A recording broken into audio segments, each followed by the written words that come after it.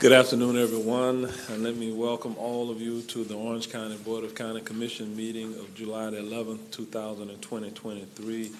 As we begin this afternoon, we're going to start with an invocation, and Commissioner Moore will be introducing her guests who will bring the invocation. Following that, she will lead us in the Pledge of Allegiance, and then, Pastor, I'm going to come down and we will present you with a certificate and greet you and take some photographs, and then we'll proceed with the remainder of this afternoon's agenda. So again, I thank you all for your presence, and Commissioner Moore, we're going to turn it over to you. I was going to say good morning, but I guess it's good afternoon.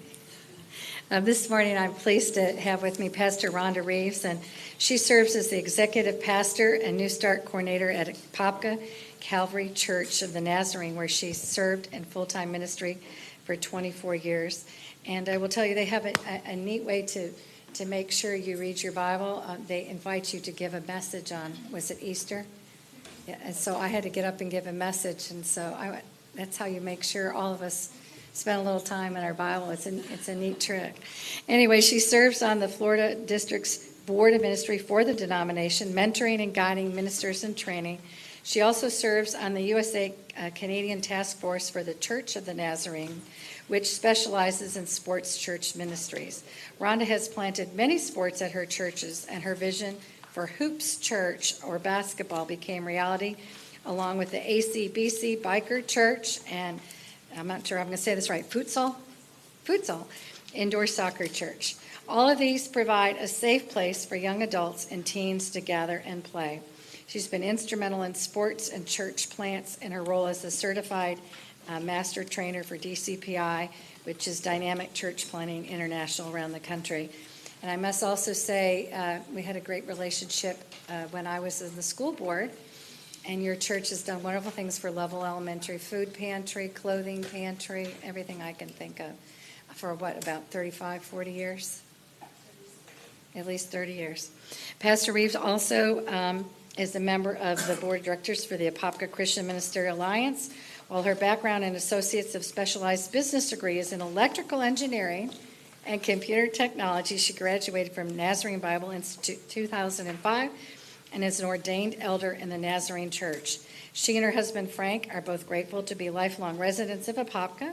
They've been married for 37 years and have 2 amazing daughters and wonderful son-in-laws and the cutest grandbabies, and I do see them on social media all the time. We're both very proud of our grandchildren. And with that, Pastor Rhonda.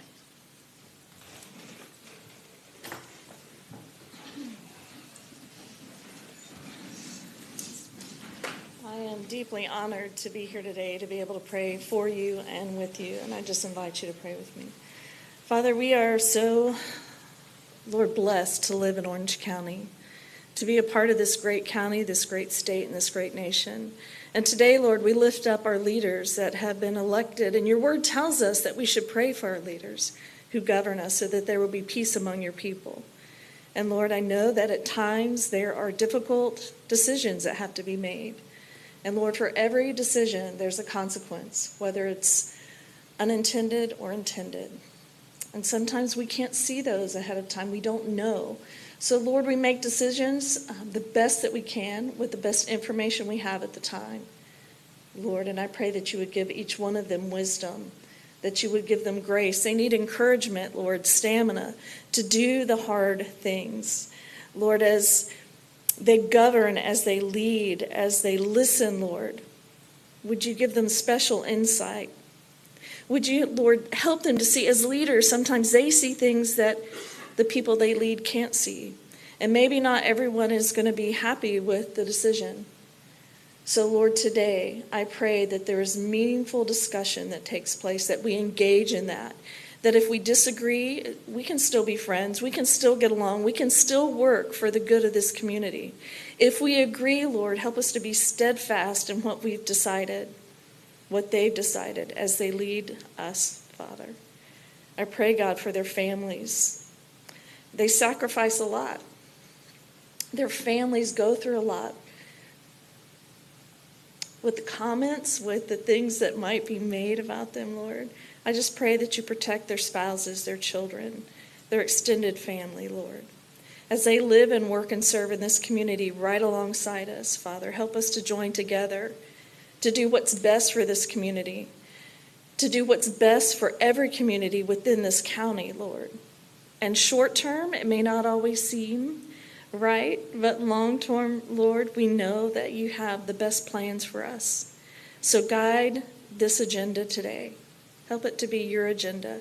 I pray for every city and county employee and every person, every constituent of this county who's here today to discuss, to give them ears to listen, to really hear, Lord, not to just come up with an argument back, but to really listen from the other person's point of view, to give grace to the people who are coming to us, who are coming to these leaders with questions and comments and opportunities.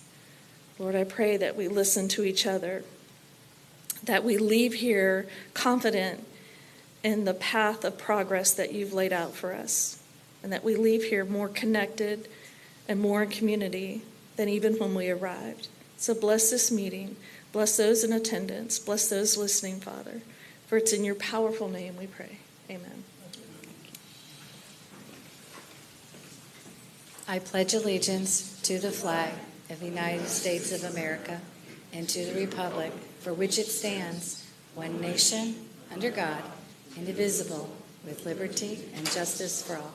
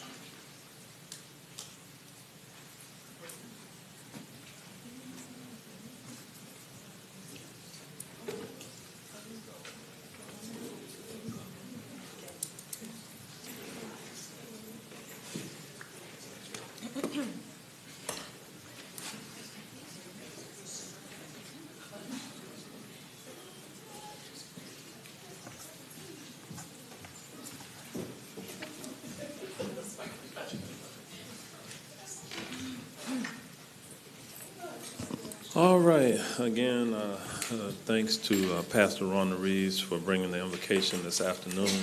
At this time, we're going to move forward on our agenda, and we'll move to the public comment period. I'd like to invite members of the public to come forward regarding topics of interest or concern that are within this board's authority. Just as a reminder, there are certain matters not appropriate for public discussion during this public comment period. But we will move forward this afternoon and solicit your public comment also during each of the public hearings scheduled for this afternoon. And with that, Mr. Boyce, do we have any members of the public present who would like to make general public comments at this time? Yes, sir. We have two individuals this afternoon that wish to make public comment. What we'll do is we'll invite you to line up on that far wall, and as I call your name, please approach the podium, state your name and address for the record, and you'll have 2 minutes. Our first speaker is Ms. Barbara Sharonowski. Ms. Sharonowski, if you'll state your name and address for the record, and you'll have 2 minutes, ma'am. Thank you. My name is Dr. Barbara Sharonowski, and I live at 21528 Reindeer Road, Christmas, Florida. Good afternoon, and thank you for having me. I want to say in Orange County, roosters are currently prohibited and chickens are restricted to pens with specified setbacks from other people's property. The banning of roosters is specifically due to the noise they create, averaging 130 decibels, louder than ambulance sirens, and described as intermittent for a significant portion of the day or night. Parrots, macaws, and other exotic birds have noises that are similar, but they're continual from sun up to sundown. And the loudest birds averaging 120 decibels with maximums over 150, louder than fireworks. Yet there's no ordinance that restricts outdoor aviaries in residential neighborhoods. Thus, a person can build an aviary of any size in any residential area, breeding noisy parrots and creating a significant noise nuisance. And I know this because my neighbor built a 400 square foot aviary, and this is what I listen to every day.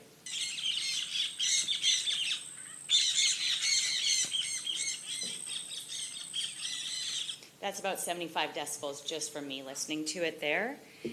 Because there is no specific ordinance and they're animals, I have to go through animal control to get a citation listed. And of course, as expected, that has to weave its way through the court process, which is about a 3.5-month process as of now. So every day I need to still listen to that. And the maximum fine is very small and unlikely to change behavior. So it'll take me about a year before I can even get to some reasonable set of fines. Or I need to sue my neighbor at a significant expense to myself.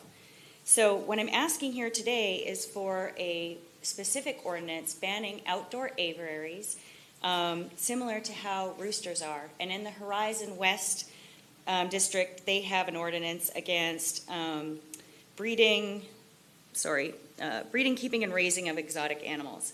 So if we do not allow roosters in residential neighborhoods, we should not allow aviaries. Thank you. All right. Thank you, Dr. Sharonowski, for your presence this afternoon.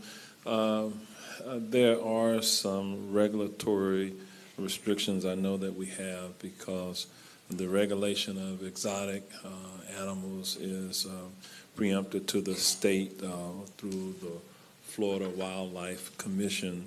However, I am aware that from a code enforcement perspective, it is a requirement for individuals who run aviaries to get a permit to do so.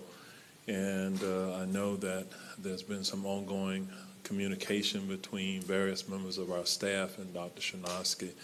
But thank you for pointing out the issues that you are pointing out. We are tasking the county attorney's office to look at what our regulatory authority could be, if any, regarding the sound, if you will, that is disturbing your repos there in your home. So we will get back with you, look to the county administrator. Perhaps you may know who's been communicating so that they can stay in touch with Dr. Sharonowski and give an update at some point. Who is that person?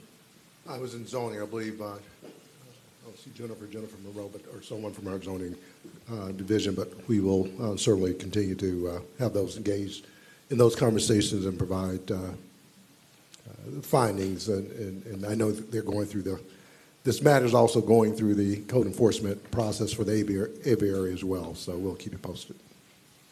Okay. With that, we're going to move to our next speaker, please. Our next speaker is Barbara Dennis.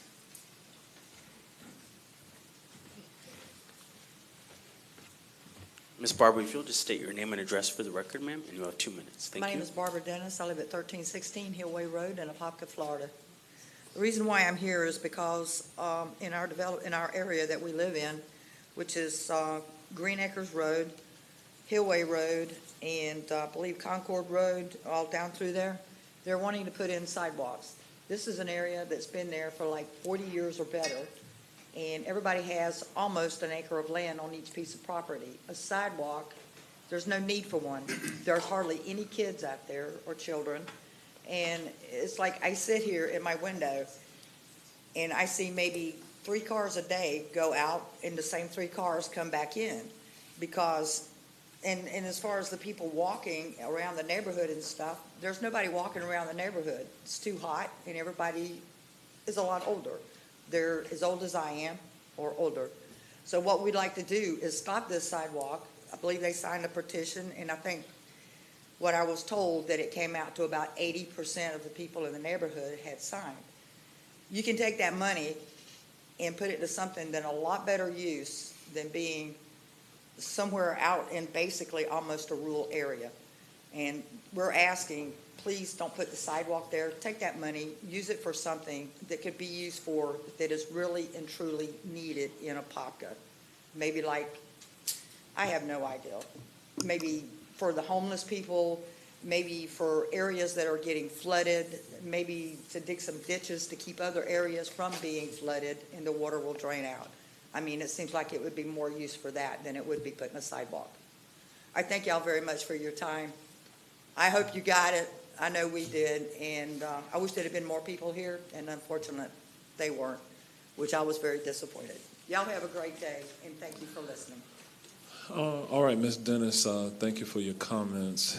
Sometimes with these types of issues, there can be more complicated than they appear sometimes, but I know the district commissioner is probably aware of some of what you're discussing, and we'll do some follow-up with you as well. I'm sure you left your contact information when you signed in, so if there's appropriate contact information, we'll follow up with you about next steps, perhaps. Okay. All right. Thank you for your presence.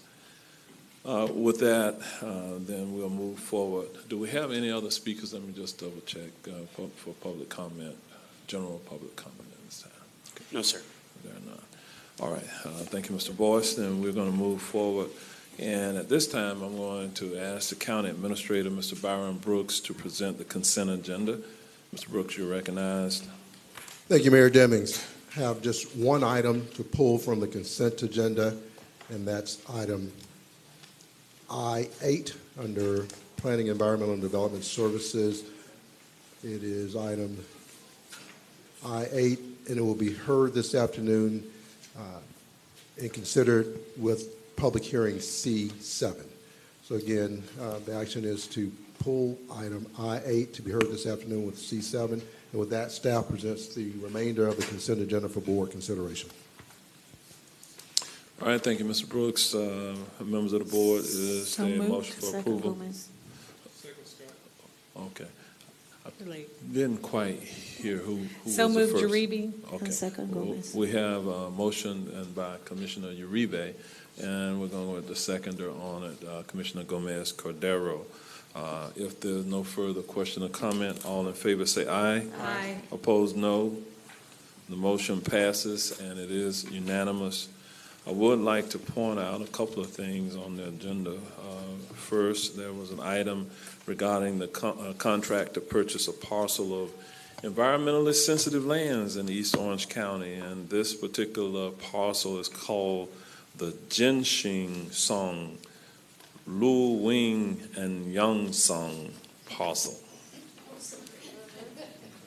Thought I did pretty good on that one. It totals approximately 56.79 acres that will help preserve the shoreline of Lake Louise in District 5. Commissioner Bonilla In the future, this purchase will provide nature-based recreational opportunities for Orange County residents and visitors. And this acquisition represents the 13th purchase since the mayor and the county commissioners dedicated $100 million for the preservation of environmentally sensitive lands. So we are moving forward to preserve the environmental lands. Also, I know that we had a couple of appointments that was on the agenda. We have Division Chiefs Martis Mack being promoted to Division Chief of Operations, and Division Chief Kimberly Buffkin being promoted to Chief of the Planning and Technical Services Division within the Orange County Fire Rescue Department. I believe they both are here. If so, would you please stand at this time and be recognized? All right. Congratulations.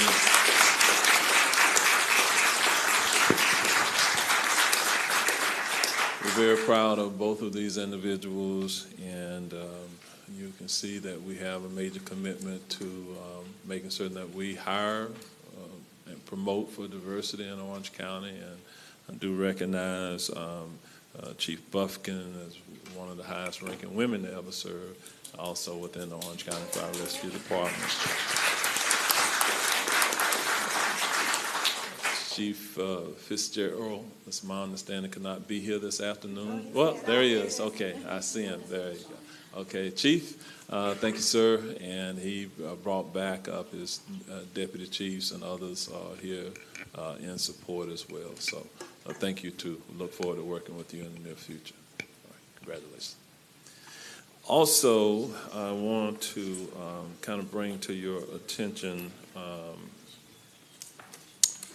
make sure we don't have any other appointments. I want to bring to your attention, earlier today, several of the commissioners joined me in a press conference announcing the Orange County Boost program, and let me just talk a little bit about it. On July 18th, a week from today, the grant application platform will open for businesses, small businesses and individuals to make application for some special assistance that is being provided through the Federal American Rescue Plan Act dollars that we have received as a county. These grants are for eligible businesses and individuals who suffered losses due to the pandemic and are still in business. Qualifying applicants must demonstrate additional losses to be eligible, and these boost grants will cover those losses up to certain amounts, and the amounts are for small businesses who apply. They can receive up to $10,000. Home-based businesses can apply for up to $3,000, and gig workers can apply for up to $1,400. Some of these descriptors, perhaps a gig worker, I'll kind of talk more about that. But this is a $26 million program that we are offering. And to get information, you can go to ocfl.net/boost. That's BOOST, boost. And gig workers are those who earn their living through doing gigs. That's the vernacular sometimes that is used, and this is a short-term type of work where individuals work for multiple clients, but they are essentially self-employed. And some examples of these individuals are those who do ride share, drivers, those who are musicians, and those who are special performers. Ms. Martha Lee Irizarry from our Economic Development Office will be leading this program, and we look forward to assisting our residents through this program coming forward. You'll see and hear more information about it. To those of you who, commissioners who joined us earlier, thank you. And but I'm sure that your offices, all of your offices, will be getting additional inquiries about this opportunity that we have. With that, we're going to move forward then on our agenda to the discussion agenda.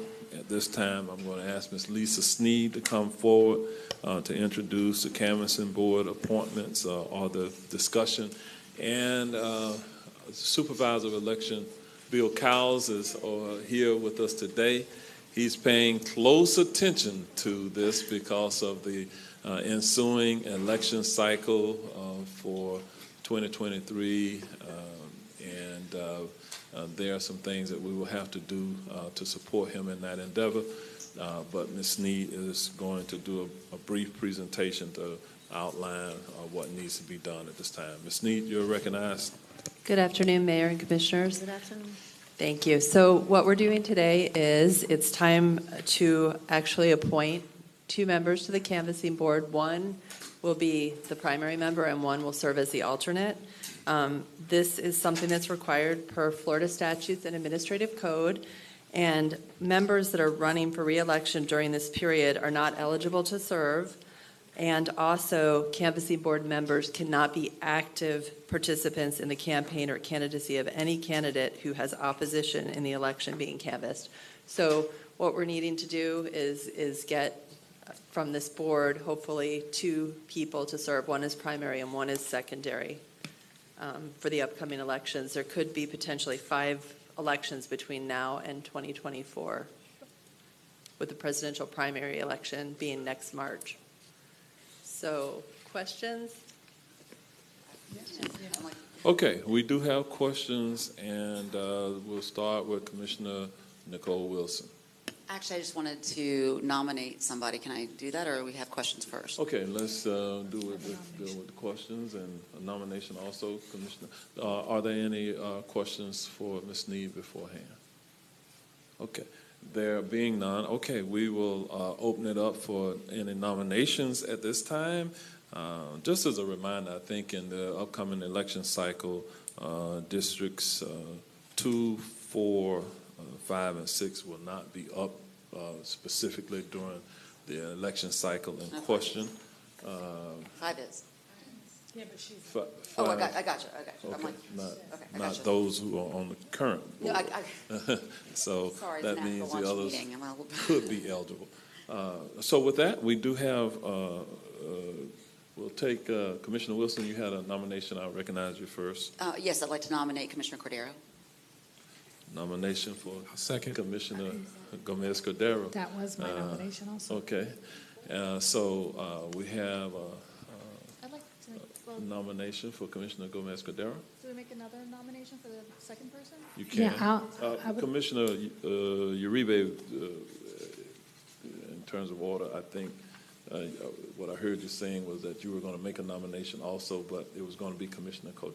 Yeah, but I was Gomez going to take Cordero. advantage since my number 1 pick already got picked, my second draft pick for the. Okay, so if you, okay, if you want to nominate someone else Yeah, other I than would- Commissioner Gomez Cordero, Yeah, okay, I would recognize you. like Commissioner Bonilla to consider the secondary post because she's seasoned and has seen this through, so that'd be great. All right, so we have a nomination for Commissioner Bonilla. I would have to decline that because it's also election year and I may or may not be running for something in 2024, which Okay, disqualifies me for that. okay. Okay, so, and then I recognize Commissioner Bonilla. I think you were up next. Yes, I would like to nominate Commissioner Christine Moore. I second that. Okay, there's a nomination for Commissioner Christine Moore, and so we will have Commissioner Gomez Cordero in the primary position, and potentially Commissioner Moore in the secondary. Okay, and if are there any other nominations? It's just, he can do both at the one time. Okay, are there any other nominations? Okay, and with that, we have, I'm going to take them both, since there seems to be no controversy. The primary person, again, will be Commissioner Gomez Cordero, and the secondary person will be Commissioner Moore. I'll make the motion for that. Is there a second on the motion? Second. Wilson. Okay. Second on Commissioner Uribe. All in favor say aye. Aye. Opposed, no. The motion passes, and it is unanimous. All right. Well, congratulations. Thank you all for stepping up to the plate on that one. And Mr. Cowles, thank you for your presence. Hopefully you got what you need, sir. All right. We'll move on to the next item on our agenda. The Planning, Environmental, and Development Services Department will be presenting an item regarding the upcoming meeting of the MetroPlan Orlando Board meeting and briefing. And with that, Brian, I believe you're going to be doing that one. Okay, you're recognized, sir. Good afternoon, Mayor, Commissioners, Comptroller Diamond. Pleasure to provide you with the MetroPlan Orlando Board meeting briefing.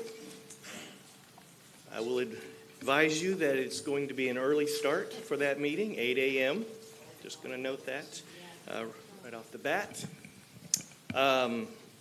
In that meeting, the consent agenda will be requested to be approved, and that includes the approval of the June board minutes, the approval of the May financial reports, approval of general planning consulting contracts, and approval to extend the sole source contract with the University of Florida to update MetroPlan's Orlando's web-based crash database. A little more detail as far as the financial reports. There were no budget amendments or net differences to be reconciled during that period. In terms of the approval of the general planning consultants, this will add an additional 2 contracts. They already have some existing continuing contracts. There were 3 responsive bidders. They were looking for 3 contracts. Kittleson and Associates, VHB, and HDR are being recommended. Also, the sole source contract with the University of Florida to update the crash database. This is a product that's hosted by the UF's GeoCenter plan. It's Signal 4 Analytics. That's the software platform. That's something that we use also. It's very, very helpful. Provides access to the statewide crash database and analytics. As you can see, that's a screenshot from the program itself. It includes custom queries, quarterly and annual reports, and this contract is in the amount of $33,000, which is already budgeted in their plan. In other action items that you'll see is the approval of the fiscal year 24 to 28 Transportation Improvement Plan, or TIP, and the resolution that goes along with that is there will be a roll call vote.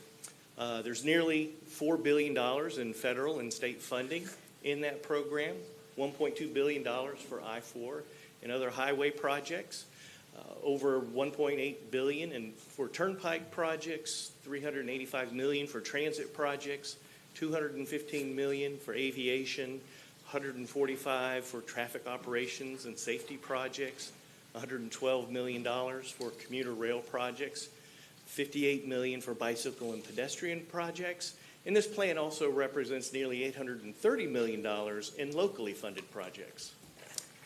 And finally, approval of the fiscal year 28 to 38 prioritized project list. This is the list of 10-year projects that follows the TIP. It's the bullpen of projects that are stacked up out there. An annual approval is required to be transmitted to the state through DOT. The projects lists and funding programs are consistent with the board's policies.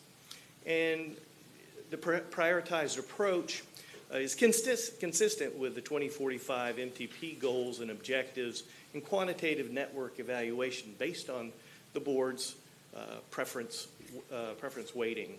And that weighting emphasizes vulnerable user safety as well. There were no priority ranking changes within the program. There was one new program, Critical Sidewalk Gaps, and the MPO's working on 3 other priority programs still under development at the TISMO and TAC level.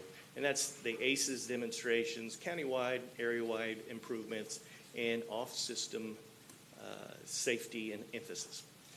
with that, that's the agenda briefing. And remember, it's 8 a.m. 8 a.m. If you have any questions, I can answer that. All right, this is not an actionable item, it's just for information. If there are no questions for Mr. Sanders at this time, we do receive it as information. Thank you for the presentation. Thank you. All right, we're going to move forward then on our agenda to our customary afternoon agenda items. Well, I'll take that One back. more. Before we get to that, we have Mr. Danny Banks coming up, the Deputy County Administrator and Public Safety Director, who is going to be presenting an update regarding our Section 125.0156 Florida Statutes impact on community ID programs. No action is being requested on this today. With that, Mr. Banks, you're recognized. Good afternoon. Thank you, Mayor, and good afternoon, Commissioners. As you mentioned, here today to provide an update on new Florida law, Florida State Statute 125.0156, its impact on community ID programs, a brief outline of what we'll cover today, going back to how this topic was introduced by yourselves and to yourselves some months ago. We'll cover quickly some pre-legislative programs that were already in existence in the state of Florida.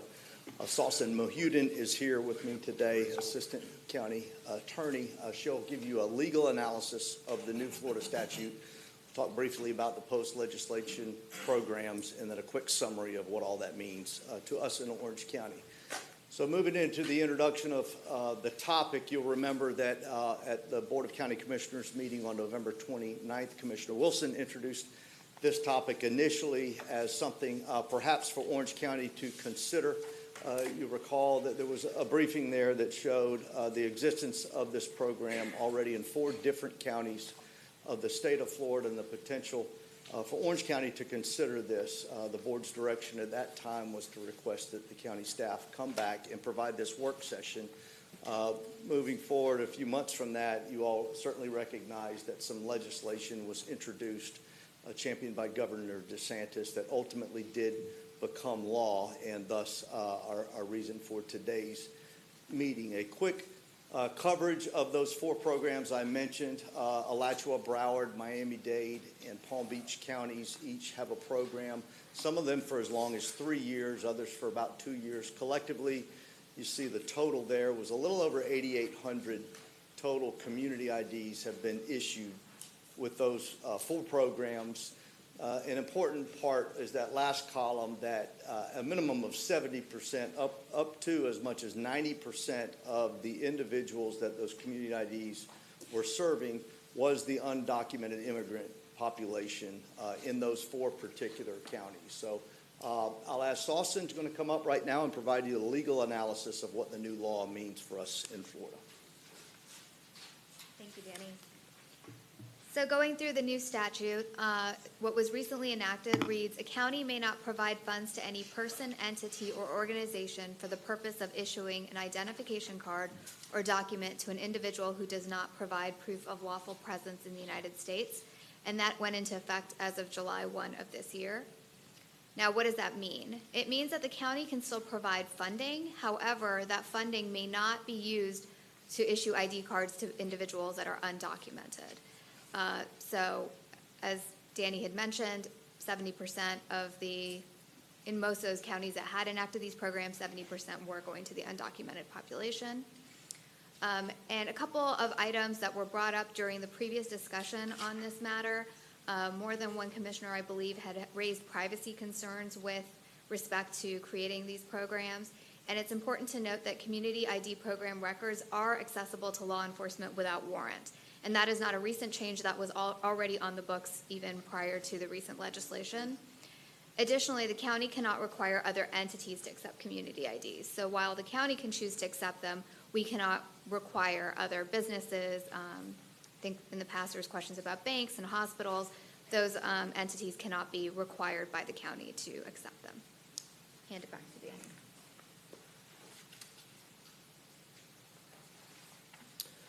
So commissioners will move forward and look at what has now occurred in those other 4 counties that had pre-existing programs. You see that last column. All 4 of those counties now, because of the law, has had to cease direct funding from county government to those individual programs. So going back to our summary, a couple of important points here that really are the end result of the legislation.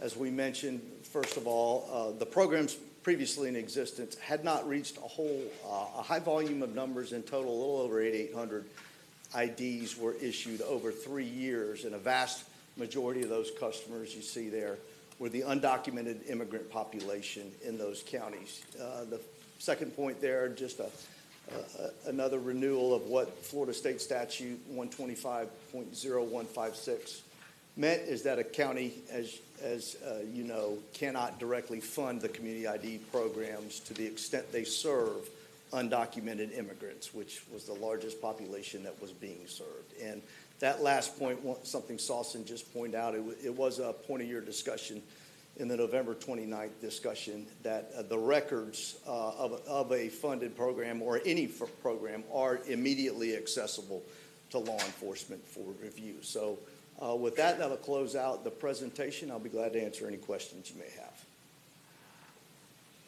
All right, we have 2 commissioners who have expressed a desire to speak. First, Commissioner Wilson. Thank you so much.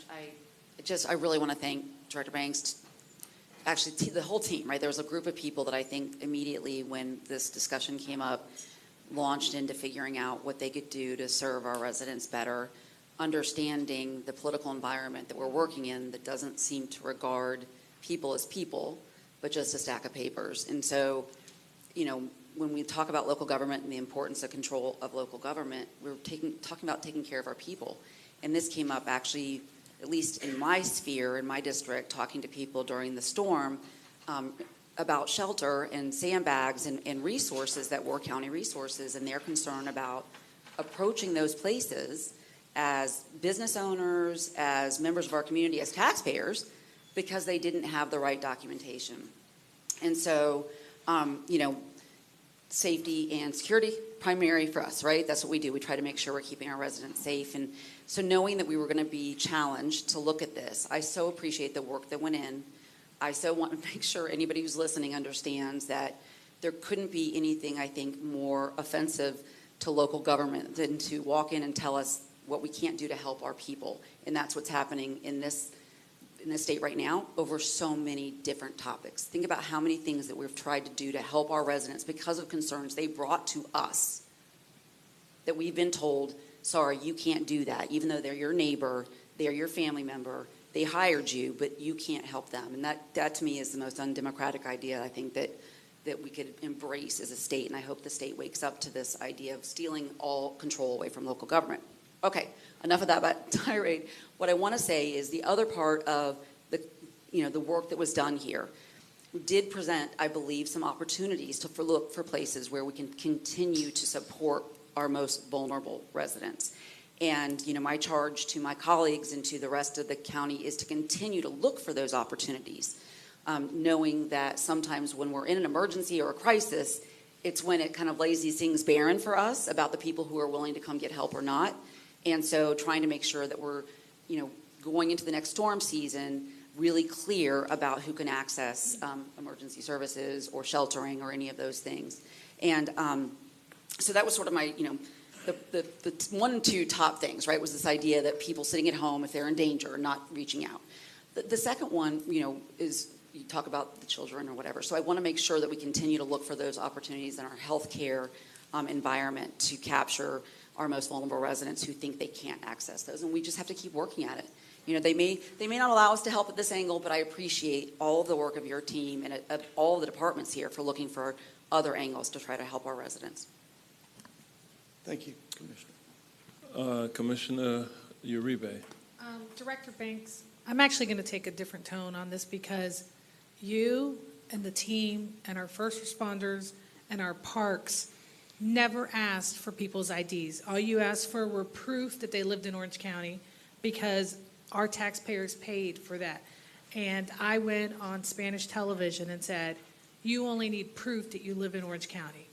I want to go a step further because even Dr. Pino with, when he was with the Florida Health Department and it came to COVID vaccines and testing, as long as they had an ID, it did not say it had to be a legal issued Florida ID in order to get services. On the contrary, it was any ID. It was a Mexican consulate ID, it was a passport, it was whatever. And I think that under the leadership of the mayor and what you guys have done, we have never put people in danger in that. And I believe Commissioner Gomez Cordero, both of us have advocated that anyone who needed the basic services, you were given those basic services. I mean, I think at one point you weren't even asking if they lived in Orange County for sand. It was about saving people's homes. So, but I want to thank our legal counsel because I have worked at the federal level in immigration, and I knew this was going to put a target on every single person that registered. And we have seen the tone of our leadership at the state with individuals who may not be documented or may be in the process of obtaining their documentation. And I had individuals come to me and said, I'm not signing up for that if you guys pass it, because I don't want the government to have anything on me specifically. And I also wanted to vouch out there that almost every type of business here, because investors come here without having permanent status and invest a lot of money and have bank accounts and all that, there is a way to do everything through documentation. It does not require a Florida ID.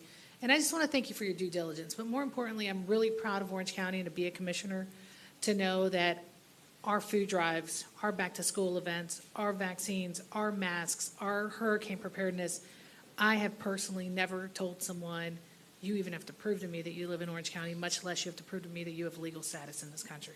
So thank you for that leadership. Thank you for making sure that when the staff, our first responders, I've never heard a firefighter say, are you legal? And we'll go from there. And that says a lot about the leadership from this county. I can't attest to any other county or other city, but I'm proud to be Orange County because I know for a fact that that has happened. And as disappointed it may be to certain other people, we're protecting individuals and not putting them in possibility of any more additional harmage when it comes to this process. So thank you for all your work on that. Yes, ma'am. All right, Director Banks, thank you for the presentation. There's several things that I do note with what has been presented. First, when you indicated that of those counties who had supported and funded community ID programs in our state, based on the data that and the research that you did, 70% of the funds were going to support services provided to undocumented persons. And because of that, I believe that that was concerning to law enforcement within the state, in particular the Florida Sheriff's Association. And I believe that there were those within the association who likely lobbied the governor and the legislature out of concern overall for public safety, and we ended up with the legislation in question. Consequently, the new law prohibits counties from providing funding to community ID programs that specifically serve the undocumented persons. And so today we find ourselves in this relative position where the county cannot require other businesses to accept such IDs, even if there are community organizations that will issue them. If they are not government credential identifications, there are some places where they would not be accepted. And fundamentally, as I look at this as a former sheriff, former first responder, former chief of police, police officer that dealt in this whole space of making certain that our homeland was protected, that we knew who we were dealing with in many regards. I can tell you that when I saw the potential for some abuses, I think, had we moved forward, it was concerning to me, because I think that fundamentally the primary reason that government exists is to keep the people safe. And we should never, ever undertake any type of actions that works to the contrary of our overall goal of keeping people safe. I'm proud of the fact that we do live in a county in which we have provided services to those in need, and we have never said that in order to receive those services that you had to have a particular ID. I can tell you as a former sheriff, chief, etc., that the men and women who served under my direction, I never ever gave any of them the direction that we could not serve them, protect them without them having identification. However, I'm well aware that there are some people who will take advantage and have taken advantage of the system, and that sometimes has worked as we have endeavored to protect our homeland to our disadvantage. And I know in terms of this space, I do know what I'm talking about in terms of the risk, as you do, Director Banks. I can recall working with you when you were the regional director of the Florida Department of Law Enforcement and receiving different confidential briefings regarding some potential serious threats to the overall safety of our community. And even in my capacity today, I remain committed to not taking any actions that will make us more vulnerable to outside intrusion or that which will damage our homeland security. And so this is an area that I will always pay very close attention to in my capacity now as the Orange County Mayor. So I do appreciate the research that was done. We owed it to this commission to give you some feedback and update. I know when the discussion was held initially, I could not be here because it occurred when a time when I had some death in the family and I had to step away to take care of family in that regard, and I was not present for the initial conversation. But we owed it to this commission to come back today and provide some follow-up to you of what the new law is, what is the lay of the land, and this is where we are today. So, thank you. Okay. Thank you, Mayor. All right. Commissioner Wilson, did you have a question? I did. I just really wanted to make sure, because as a sort of a reset, I think, on maybe my comments were mischaracterized, or maybe my original ask of this board and of staff was mischaracterized. There was never an insinuation that on our side we were denying emergency services or care. The presentation to me from the Hope Community Center in Apopka was that they knew of people who weren't reporting crimes to communities. These communities were afraid to call 911. Doesn't mean that on the other end that they would be denied. It was the perception of not being permitted to access. That's not on our end. We have the services we support. I understand that. So I just want to make sure that you are hearing me, that the staff is hearing me, that I know the quality that our Orange County Fire and Rescue.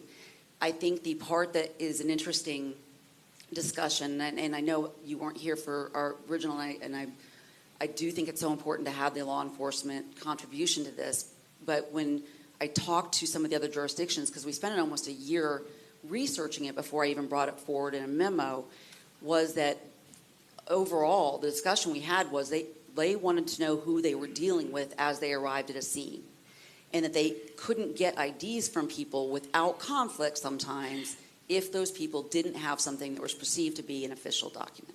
And so that was sort of so it wasn't about, border security. It was about arriving at a scene in the neighborhood and asking who all's there, asking for identification. So once again, no scrutiny on our ability to do our jobs as people who are making sure that those procedures are all respectfully done in a way to keep people safe. But the victims, the least among us, are sometimes the ones that aren't going to work the system, and they're not going to even put themselves out there when they've been victimized for fear of something that's going to happen to them in retribution. And those are the people that this was geared to try to help. I'm clear, Commissioner Wilson. I don't want you to feel that any of my comments were directed at anything that was said at this board meeting previously or today.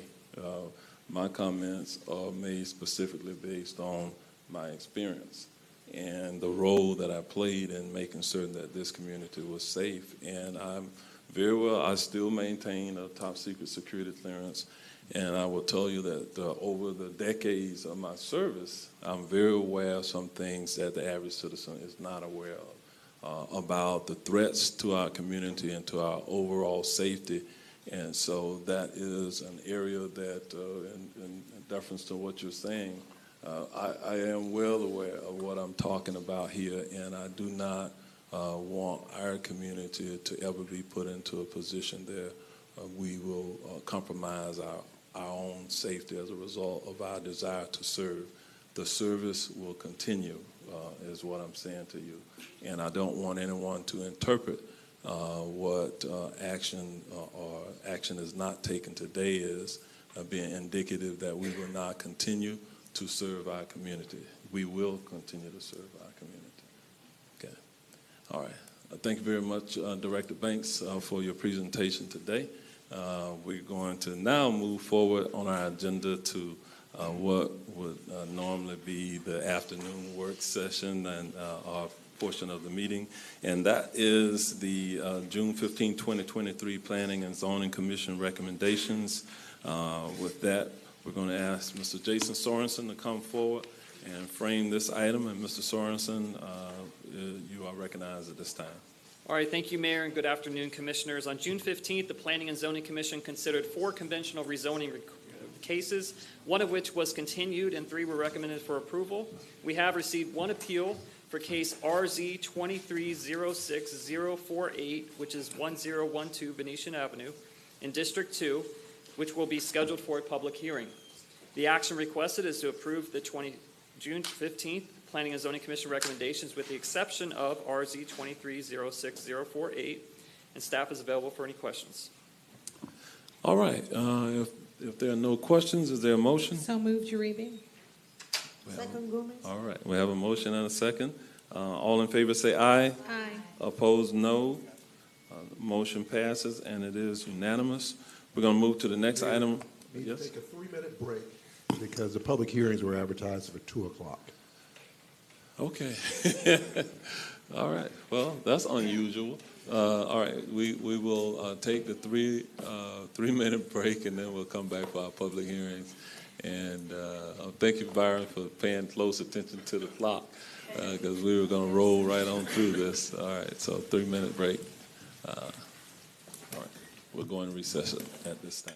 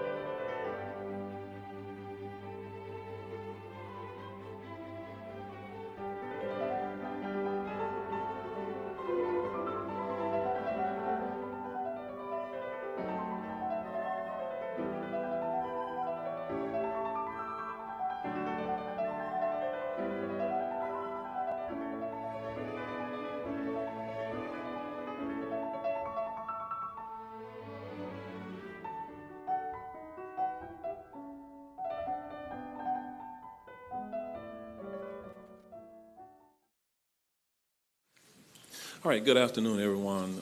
We took a brief recess, but welcome back to the July the 11th, 2023 Orange County Board of County Commission meeting. We're in the public hearing portion of our meeting at this time. On our agenda, we will begin with item A1 for this afternoon, and this is a petition to vacate. We're going to open the public hearing at this time, and Mr. Brett Blackadar, the Deputy Director of Public Works, will frame this item. And Mr. Blackadar, you're recognized at this time. Thank you, Mayor. This is a petition to vacate PTV 2106039 from Carrington and Kyle Turner. The petitioners request that Orange County vacate a portion of a 30-foot wide by approximately a 150-foot long drainage easement that lies along the south property line of the residential property at 19514 Seaview Street in the Wedgefield subdivision, which is in District 5.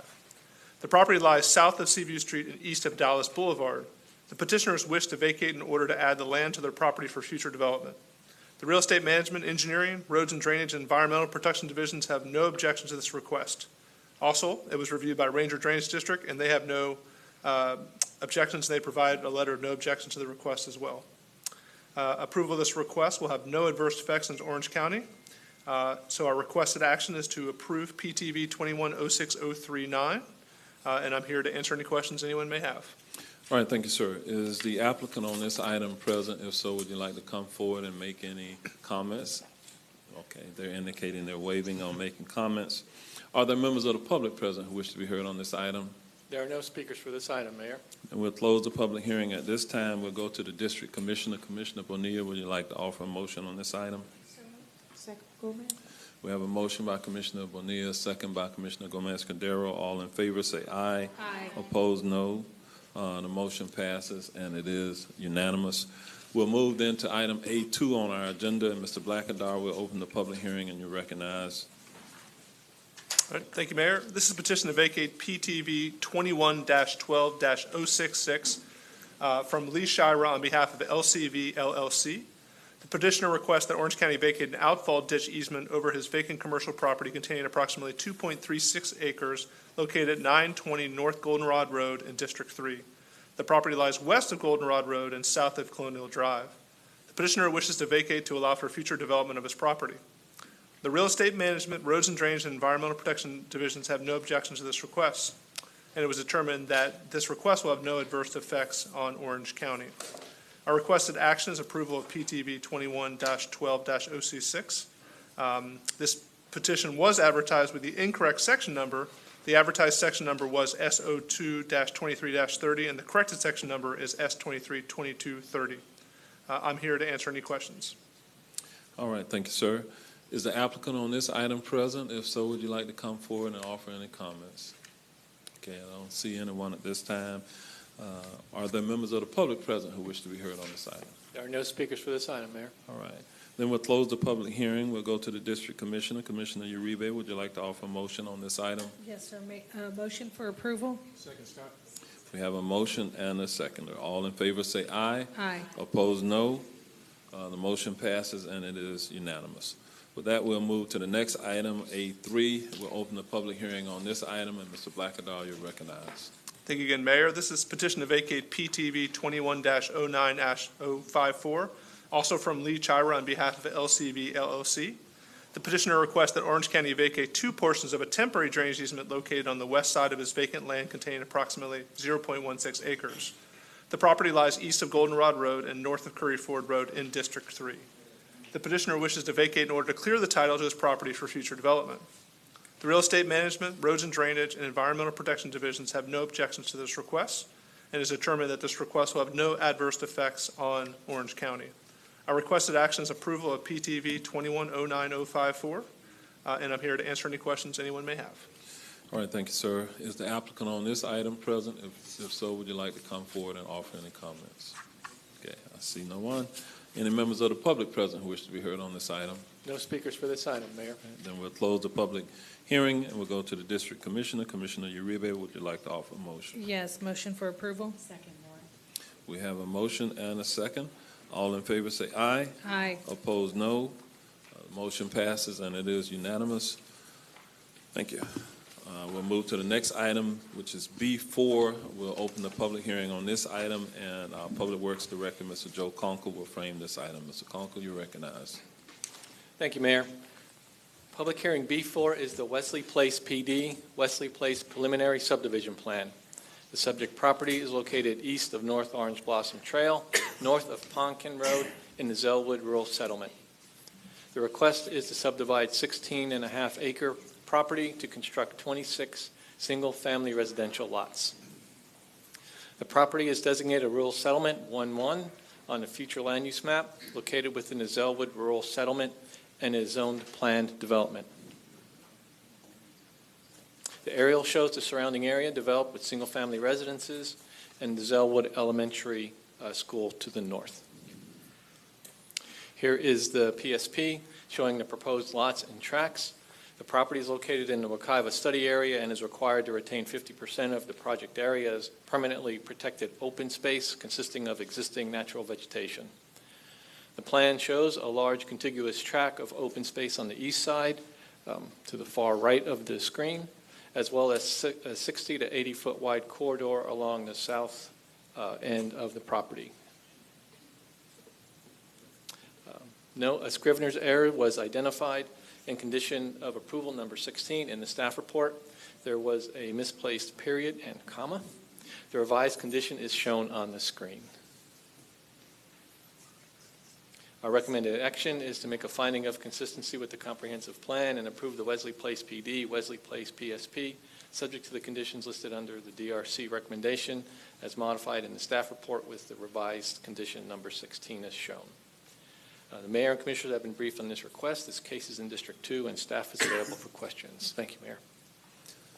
All right, thank you, sir. I do see Mr. Pamish present this afternoon representing the applicant, and we'll turn it over to you, sir. Afternoon, Mr. Mayor, Commissioners. Robert Pamish. We concur with staff's recommendations. Appreciate your consideration. I do have to say that the plan that's before you, as straightforward as it may seem, has been revised 3 or 4 times, and it's a much better version than what I originally submitted to the county for review. And credit goes to the county staff, planning department, and zoning department actually had some very good comments that we considered and incorporated in the design. So it's a better plan and I take no credit for it. But it's a culmination of the PD conditions that we had to comply with, again, staff's input, and promises I had made to some of the neighbors whom I've met over the past few months.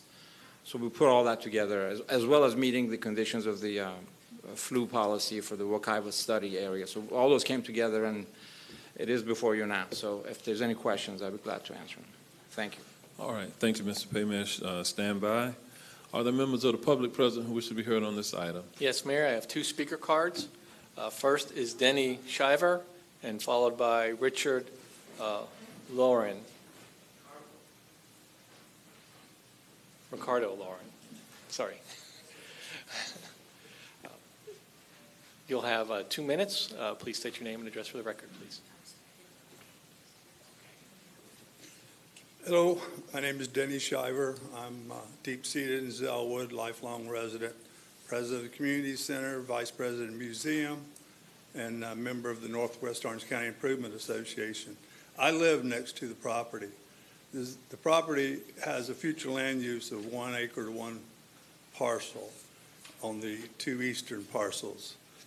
If you look at the map, all the properties that surround this property are historic homes. The purpose of the Zellwood Rural Settlement was to maintain character and historic value to the property. You got the property on the far east of the property was built in 1901, sits on 5 acres. My property, which is the east side of the property, was built in 1935. All the parcels on the left of Washington Street or the west of Washington Street they're all 1 acre parcels. Some of them were built in 1930s. Some of the parcels on the south side on 2 acre parcels, they were built in 1930. So this 26 acres, or 26 parcels on 16 acres is not going to maintain an historic character to our neighborhood. It sits south of the Zellwood Elementary School. I don't know what kind of security issues there might be with that. There's a lot of environmental, there's gopher turtles on the property. I know that for a fact because they come from my property and go over there. So again, I am not in agreement with the subdivision. Thank you. All right, thank you, Mr. Shriver. We'll move to the next speaker, please. Next speaker is Ricardo Lauren, to be followed by Maria Myers.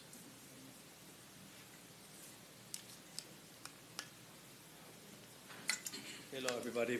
My name is Ricardo Loera. I'm the guy who owned the property who was built in 1901, the 5 acres, the one in the east end. So I'm not really concerned. That's the reason I bought the property, because the peace and tranquility there is on that area. I think it's going to affect, number one, the wildlife and the traffic. Already as it is, it's a lot of traffic coming back and forth, going to the school. If you're going to add that many houses, it will increase the traffic. I mean, maybe I understand the amount that has to be developed for human purposes. I get it. But I don't disagree with the amount of houses that you want to put in. You got to put in so many houses in a tiny spit. You got to reduce the amount of properties. They be more environmental and respect the neighbors and also the animals who've been living there before us. Also, I'm concerned that, to me, I just don't understand why Zellwood's been neglected for the longest time. Orange County had never, ever been putting a single dime there. We pay for the water system ourselves, and out of the blue, you guys are interested to do something about it? I mean, this is not fair. When it's convenient for Orange County that you want to sell a property and make more profit for yourself and collect taxes, now you choose to put attention to that area where nobody even cares? I mean, what is the reason behind? Are you doing something because it is money for the state or Orange County? Or you do something because community, or either respect the wildlife that's been there? So this is my point, that I don't really care to develop property going to affect the wildlife, the neighborhood safety, and the heavy traffic that's going to create there. That's all. Thank you. All right, thank you for your comments. We'll move to the next speaker. Next speaker is Maria Myers. Please state your name and address for the record, please. Maria Myers, 5542 King Avenue. I sit at the corner of King and Washington, and I love development. It's what I do for a living. So I was excited to hear about it, but I came really to address the traffic issue. You cannot put 26 houses there and not address that traffic issue. I sit right at that corner, and the traffic there is crazy. In the morning time, the traffic is down to 441. How would the people get in and out? Is it on Washington Street? Can I ask questions or no? I just have to talk. I'm concerned about the entrance and exit of that neighborhood, because I am at there was nobody there 30 years ago. Now it's very crowded there. Every piece of property I've bought in Zellwood, the neighbors have complained about the animals, the turtles, and all that kind of stuff. And that is a factor there. But the main thing for me is the traffic. I'm here to tell you, I have hours of video if you want to see how much traffic comes down that road. I'm all for the houses. You have to address the traffic. So that's all I have to say. Okay, thank you, Ms. Myers. There'll be an opportunity, I think, coming up where the applicant can address it and staff can address the traffic issues as well. Next speaker, please. There are no more speakers, Mayor. Okay. Then I'm going to go back to the applicant for any rebuttal comments. Perhaps you can address some of the questions that Ms. Myers has raised here at this point about the plan. And how much time does Mr. Paymish have? I see it says 2 minutes, but I don't. I think he probably has. It's about 12 minutes, Mayor. Okay. Thank you. In terms of the number of lots and the proposed development of 26 lots, I just have to say, for the benefit of the speaker, the audience, the property has been a zone for a PD since probably 2009, maybe earlier, for 26 lots. The PD has conditions that require minimum lot size of a 1/4 acre, minimum lot width of 75, septic tanks, a whole number of entitlements have been already approved by the county. So the land use and the entitlements are already in place. We're not proposing anything that hasn't been already approved. The only thing we can do is to comply with all the conditions of the PD and comply with all the county codes and county standards and all applicable laws. And that's what we've done. As far as the historic nature of the area, it's a beautiful area, I agree. And again, staff had made some suggestions that we turn some of the lots around to kind of make it more consistent with the way that the street feels. I love the area. But there's nothing else we can do other than comply with what we have to comply with by law. And we've done that, which is why staff recommends approval. As far as wildlife, I've walked the property many times. Our consultants have walked the property many times. There are no wetlands on the property, number one. There are gopher tortoises, which we have to deal with. Again, we have at least 50% of the land is protected or classified as open space. A large area of the property is actually completely undisturbed and left intact. So at the appropriate time, now I know Commissioner Wilson is very interested, at the appropriate time we'll have to actually complete the wildlife study survey and relocate the gopher tortoises that may be affected by the footprint of the development, which is not the entire property. And they'll be relocated as required by law to the appropriate site as required by code. And so that's how we can deal with wildlife. I mean, whatever you build a house, there's got to be impact to something. And there's growth and there's needs, and we're simply doing what we can, and we're complying with all the codes. As far as traffic, it is true, during school hour, traffic does back up as it does across the county. I don't know of there may be a handful of schools that don't create backup on streets, but when school hours in, traffic backs up. It backs up in my neighborhood, and it backs up in many other neighborhoods. It's not something that anybody really looks forward to, but it is a fact of life, and it comes with growth. The only thing I can say is that this project has no impact on the school traffic, because the children at this property will be simply walking to the school, being that it's next door to Zellwood. And past school hour timelines, there's no traffic on Washington. I've been there dozens of times during different days, different weeks. There's no car on the streets to speak of except during school hour. And there's nothing we can do about that. We're not making it worse. We're not making it better.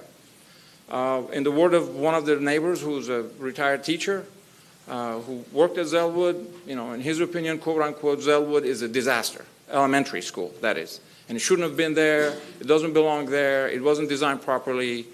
The school has a 40-foot easement through our property for a secondary emergency access point.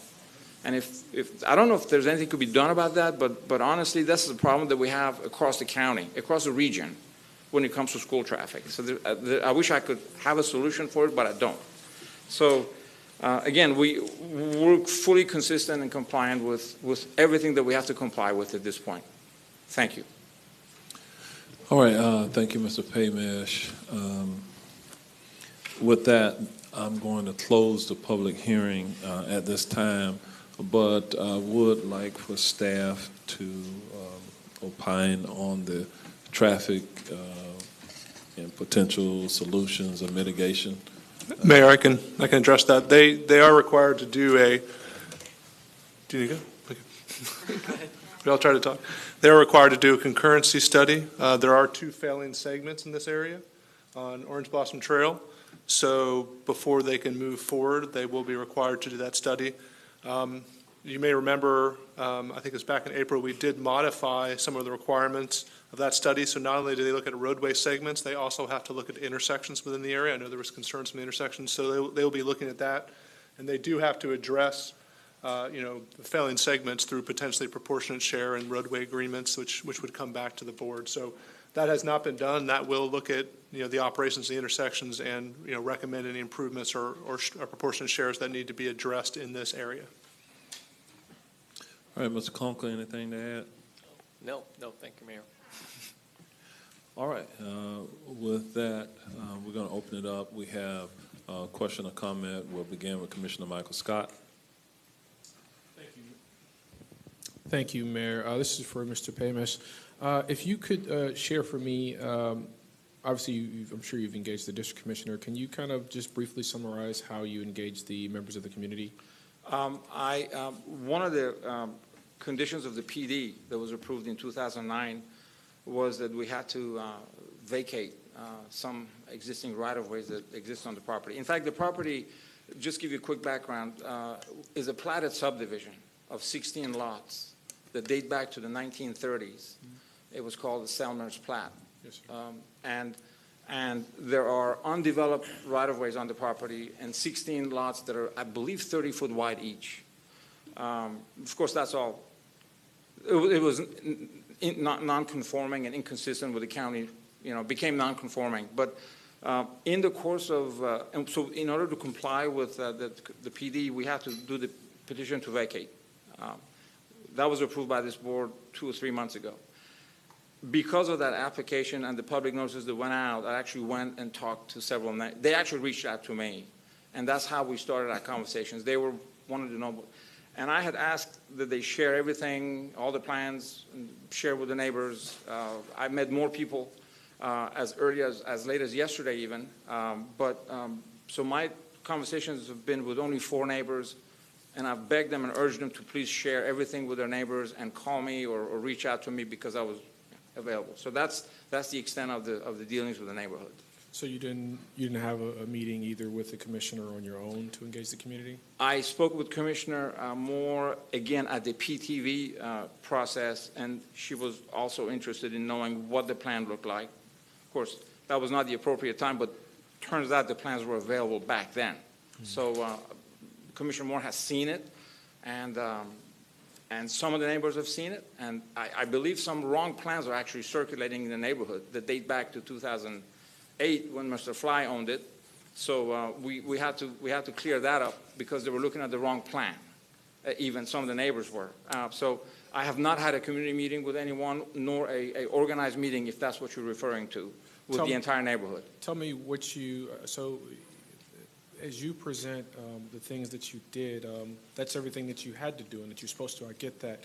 Can you articulate for me what did you do that you didn't have to do? Like going above me. I understand there was a couple different iterations of this project, but what did you do that you didn't have to do?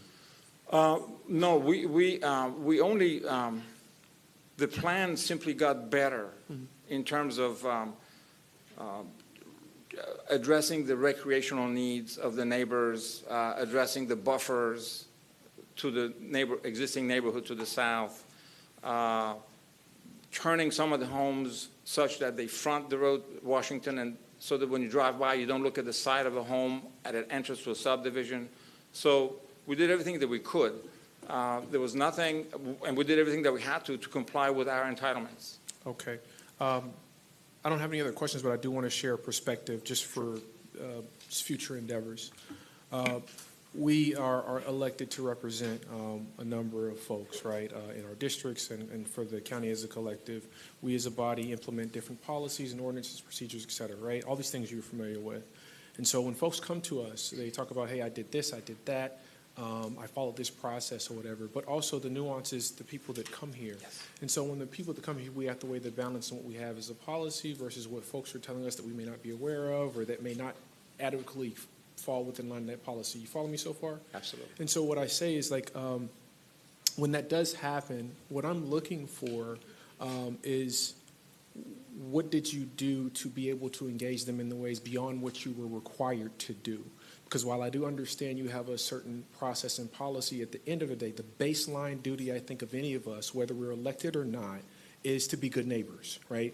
We make policies and procedures and ordinances to be good neighbors, to have a community we want to, be proud of and celebrate. And so that is the motivation behind my question, listening to these people here, knowing that while obviously you won't be able to make contact with everybody, it's just from a time management standpoint, from practicality, you won't.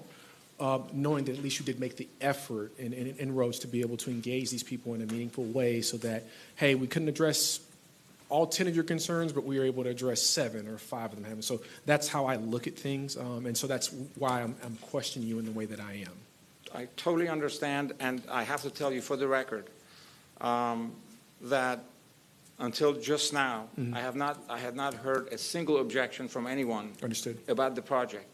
Yesterday, I spoke with Mr. Max Horton, who's one of the neighbors, and he spoke about other things. But until now, I was never aware that anyone objected to this project. Okay. Otherwise, I would have done things that I always do. Okay. But I was not aware of anything until just this moment. Okay. Well, thank you for the question. To the gentleman in the back, unfortunately, you can't speak at this time, but I do acknowledge that you're saying. What I would say is when we sort all this out, you guys can have a conversation between yourselves at the end. I do apologize, but this is not the forum for you to speak. All right, so you are out of order at this point. Okay. All right, the public comment period has closed at this point. I'm going to go to Commissioner Wilson. Thank you so much. I think, to me, the part that I want to emphasize that I think is confusing to potentially some neighbors here, and certainly it makes everything I think we do difficult because we get here, we serve, 1 term, 2 terms, 8 years is max, and then we come in and there was a PD that was put in place in 2009. And so not only did you all not necessarily know, as far as the neighbors, what PD was there, or maybe you weren't living here at that time, but we didn't, so we weren't here for that. A lot of times in areas, a PD or that planned development will come through, and then we wait, and then the PSP comes through, and we get to see both those things. In this case, a PD was put into place, and then years and years went by, and then a PSP came in. And to my understanding, there are some improvements, and I would say tremendous improvements, at least in the way that we used to do these to now, in saving and protecting some of these areas that that you see along that edge. That being said, I know you've probably paid pretty close attention. Hopefully, it sounds like it because I hear you listening in on the wildlife part of it. That the preservation of our tree canopy has been a importance to this board and to the efforts that we're making to try to preserve as much of those mature trees that are bringing shade and cool and value to our neighborhoods. And seeing this parcel, I think there's plenty of opportunity, not just in those buffer areas, which I think are going to be really lovely, but also if there's a way to not mass grub. And I was going to ask if the plans, and I know this is something I'm asking you to probably look into a crystal ball, but to avoid a mass grubbing type of situation where, and I'm also a resident of unincorporated, West Orange County, where I wake up some days, drive down the street, and can't believe that, this beautiful parcel was just scrubbed off and cleared. And even if we're saving some buffers, what does that mean for the actual residents? Are they going to be able to enjoy some of the tree canopy that was existing there, and can, with those lots be able to come, in and around potentially some of the more historic growth there? Yeah, I'd love to. Commissioner Wilson, we're required to perform a tree survey, as you know, which identifies every index and specimen tree that's on the list to be preserved and protected. And then you account for that. I believe we have over 4,000, maybe 5,000 inches of surplus that we've protected. And we have to designate the trees that fall in a building envelope as to be removed, but that doesn't mean it ends up being removed because not everybody builds to the complete limits of the setbacks. So we're taking out very few trees versus what we're preserving on the remainder of the property. So it will be left in its intact original natural state, with the exception of the roadway and wherever there's a home. I don't like to take trees out at all. That's just not the way we operate. But by code, if a tree falls in a building envelope on the plan, you have to assume that it's removed.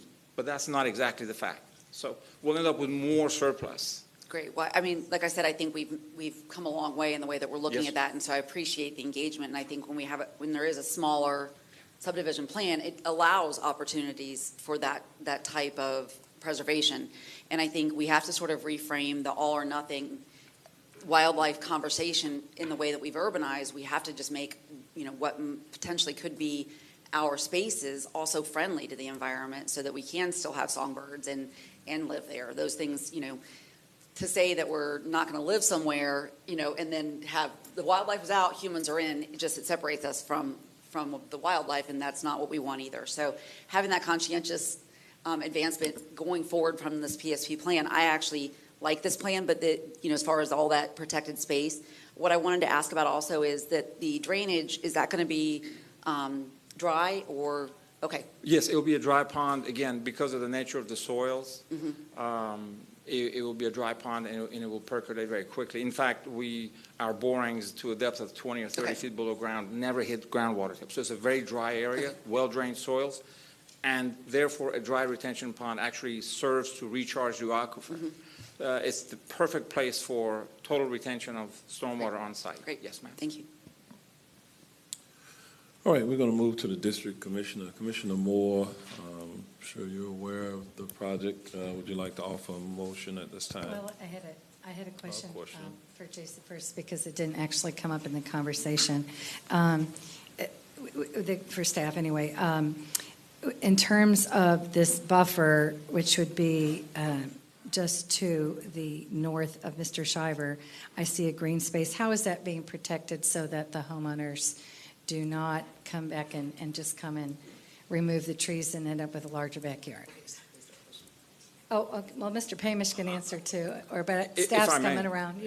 I hate to let my mouth take over. If I understand the system, as I've been doing this for a while, when we bring in construction plans, we can actually designate everything that's hatched in green as areas that are completely off limits to all contractors, to any activity whatsoever. Initially, we even had a walkway in the buffer that went around the whole project so that the residents could have a walking trail, and we took that out because we decided it's best not to have any encroachment in anything that's hatched green by any human being at all. So I will agree to that condition if need be, but at construction plan level, we will make sure that area is off limits to everyone so that it's always protected. You said you would agree to what did you think I was asking you to do? To make sure that there's no trees or clearing or disturbance of those areas are allowed. Well, let's add it. Thank you for offering. But I was, Mr. Pamish, I was really asking about in perpetuity, but I think we can answer that question. Thank you, Commissioner. Nick Dalmuller, the DRC office. As we've mentioned, the properties within the Wekiva study area, per those policies, as has been discussed, 50% of the property has to be designated as permanently protected open space for the purposes of aquifer recharge and providing wildlife corridors, which is why you'll notice there's the large contiguous chunk there in the south end. As Mr. Pamish mentioned, in the initial versions of the plan, there were smaller corridors. However, applicant was able to work with staff to enlarge that area, ensure that the existing natural vegetation is in a separate tract that will be off limits to development. So as part of this approval in this plan, to impact that, they would have to come back to this board and ask for revisions. And so down the road, let's say 10 years down the road, if a neighbor sees that this land is being impacted, what kind of compliance or enforcement can they particularly, because I know developer will be gone by then, what do we offer in terms of Orange County government? Commissioner, I believe by plat, the open space tracts must be dedicated to the HOA. And HOA has bylaws and rules that they have to also comply with. So the development rights to those areas will also be dedicated to Orange County. So because they're protected, they're controlled by HOA, no one has a right to clear land on land they don't own. That's what I can suggest. Okay. To clarify, there is an enforcement mechanism and penalty process that is built in code. I don't have the specifics of that in front of me. I'm looking around the room, and unfortunately the staff with those details aren't in the room. But there is a mechanism that's built into county code to address that. Well, I'm assuming you can call code enforcement or call it District 2 office, and, we'll certainly look right into it. Absolutely. Then the other question that I don't think was addressed by the residents that are here, in terms of, yes, this is rural settlement, yes, the developer complied with the Wekiva study area, but talk about compatibility a little bit, Nick, for me, because when you head just a little bit south there, thank you for putting the picture up, and you look at some of the size of the lots on the other streets, particularly King, how did staff determine that this was compatible or not compatible? Sure. So when you look at the overall area, there's a variety of lot sizes within this area. There are lots as narrow as 60, 65 feet, a number of 75-foot lots, and then you also notice much larger, 100-foot plus wide and larger lots.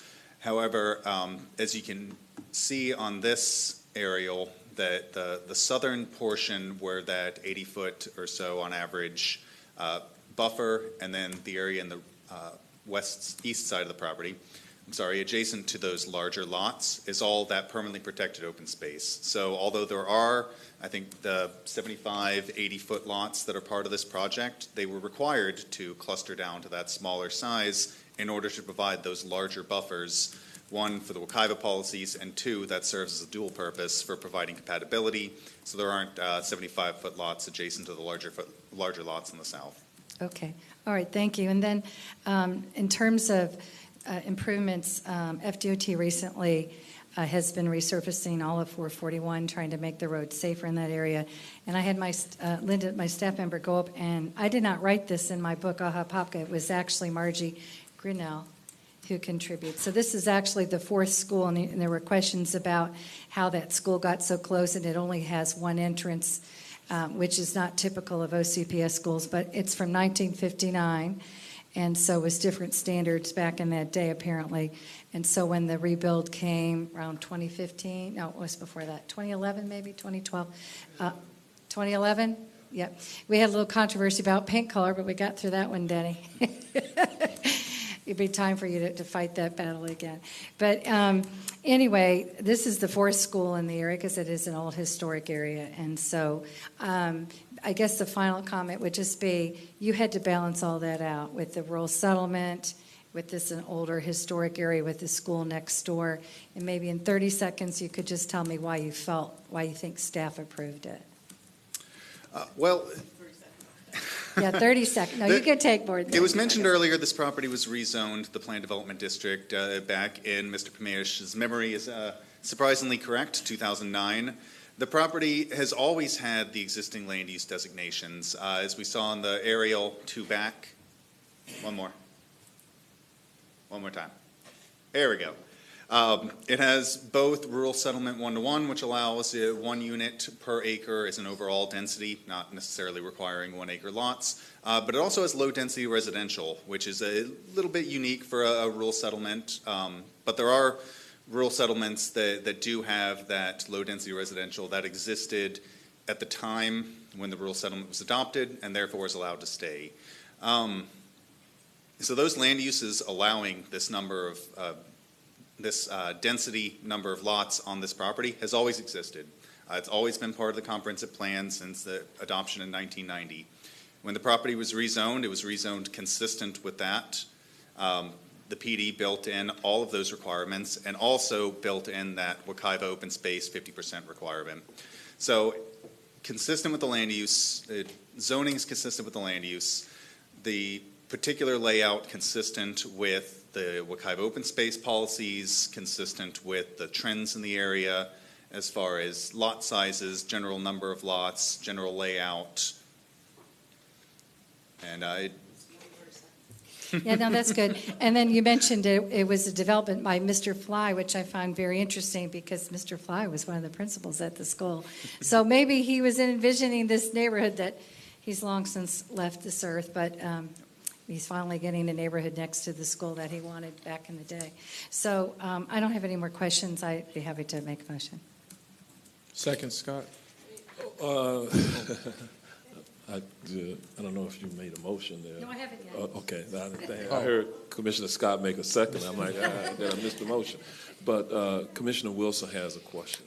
Yeah, so I just want to go back. I actually thought you made a really good point about, so not when this, not worrying about the contractors or let's say, the understanding of what's happening on site, but in the future, and this does happen all over, where once there is residential and it's been turned over to the HOA, if there's nothing delineating that preservation or the conservation space behind a house, that, a landowner, naturally, they're mowing, and then they go out a little bit further, and then they turn around, and then they go out a little bit further. And, I know we've gone back out into some areas and posted signs where those go into conservation. But if there's a way right now to put some kind of even, an attractive split rail that has it on there or something that delineates where that conservation is at the back of those, where near the conservation tract. Sorry, I know. Commissioner, actually, that's a very good observation.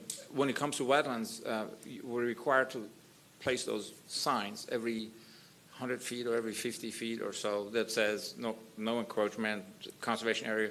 We could do the same thing to protect uplands. Uplands are, in my opinion, as valuable, if not more, than wetlands. So there's absolutely nothing that would stop us from or being required to install these signs every 50 feet even. Okay. Because some people may not want to fence it, but some people may like to put a fence on the backyard. So that will take care of it too. Okay. So let me just make sure, because I want to, and I so appreciate your openness to going ahead and I agree with you, right? We do a much better job, I think, of delineating those things and having them identified if they're wet. But in that Wekiva recharge area, it's critical. That upland is so critical. So how would we make sure that we were kind of memorializing that here for before the motion's made as a condition? Commissioner, there's a couple of options to us. One is, Commissioner, there's an option to us to accept the discussion as a representation as part of their presentation today. And there is county condition of approval that says any representation made in front of the BCC, shall be included and binding. I don't know if that's the exact legal term, but that's the way I look at it, is that, they're bound by what they promise at the BCC. A second option, of course, is to try to create a condition of approval that would be acceptable, that would identify that either signage or split rail fencing of some sort would be provided along the open space track south of the proposed residential lots. Okay, so if the applicant is amenable to that, Commissioner, I think, is also nodding head. So hopefully, as a condition of approval, added to the motion. Yep. And that way, I think we can sort of feel a little more comfortable about making sure that that's not just over time being encroached on. Okay, and so I'm going to make a motion to approve with these two additional conditions. One is about the signage, and the first was the representation he made earlier about the documents and everything for it being in conservation. All right, let me Did you just have check that with the clerk to make sure that he understands what the motion is for record keeping. Otherwise, we're going to have to restate it so that he understands the essence of the conversation. The motion includes the revision to condition approval number 16. Is that the first one? And then the new condition of approval number 25 is, can you restate the new condition? I think the other condition that we're looking for, in addition to that minor correction to condition number 16, is Correct. that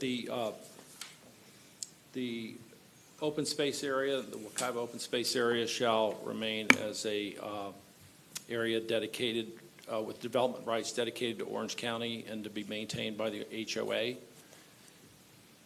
That's fine. And that the developer shall install signage at a minimum distance of every 100 feet along the southern side of the development adjacent to the open space area. Because based on that map, Commissioner, it seems like the only homes that are up against the open space are on the south side. Yes. And what's the signage to reference? The signage shall indicate that the open space area shall not be disturbed and shall be left in an undisturbed state. Okay, Mr. Clerk, do you understand the so- motion at this point? Correct. So it's revised 16 and the new condition number 25 as presented by staff. Correct. All right, so we have a So motion, moved. and Second. the seconder is Commissioner Scott.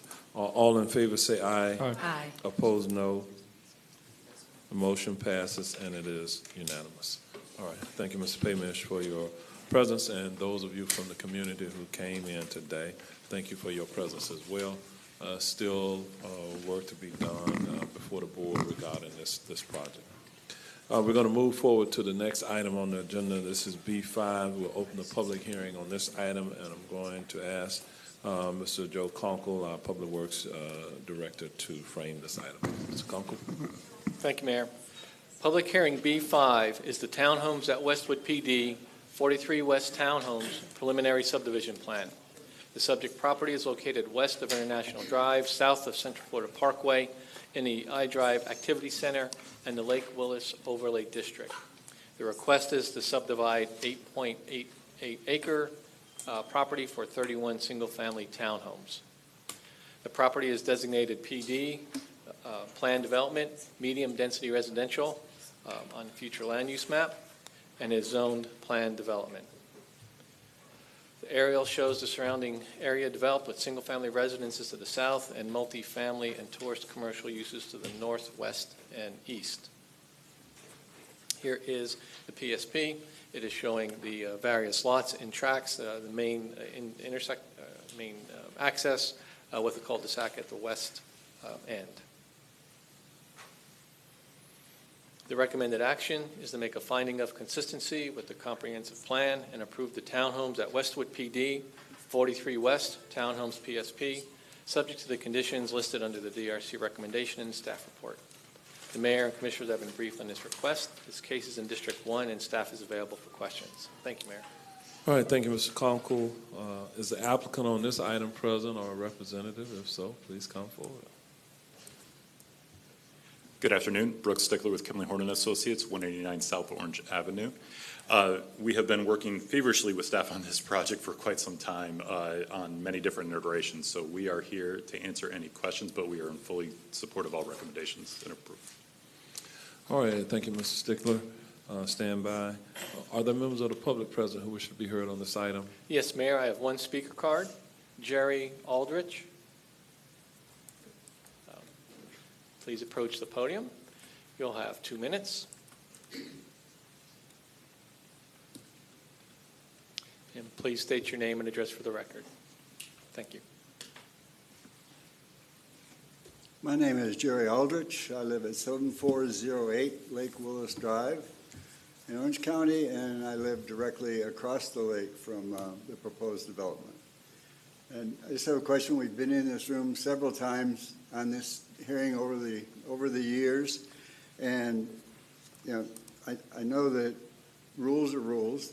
The property is not 8.8 acres. That goes to the center line of the lake. The developable land above water is much less than that. Gone by. We already took care of that.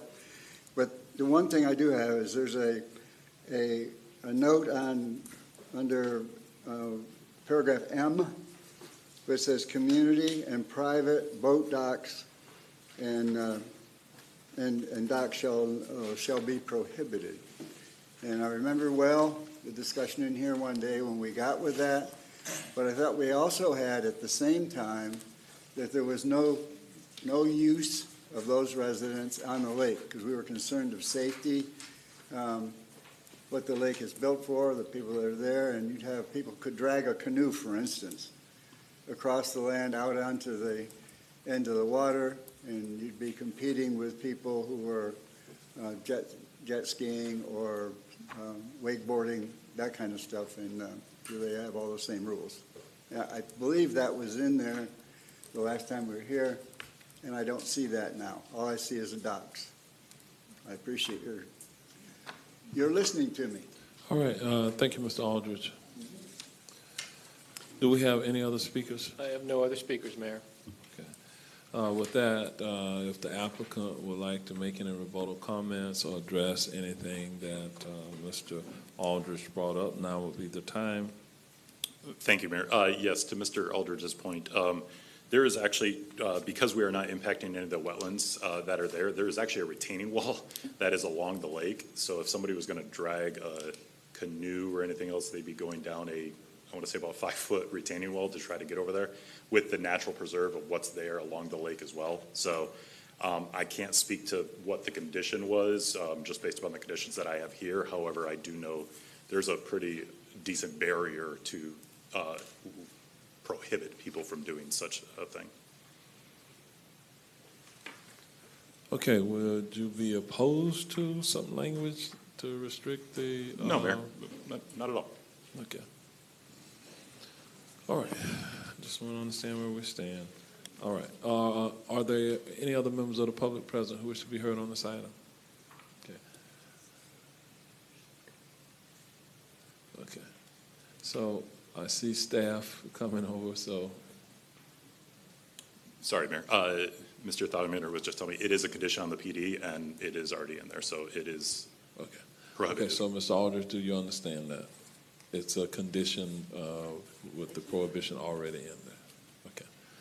Mr. Thaudemeter, were you referencing condition of approval 13, which mirrors the community and private boat ramps and docks shall be prohibited?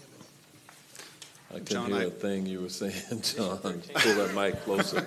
The question was, are we referencing condition number 13? Number 13 is a copy from the PD zoning. Yes. There's another condition on the PD zoning, I think, that further clarifies that folks can't even look at the lake, something along those lines.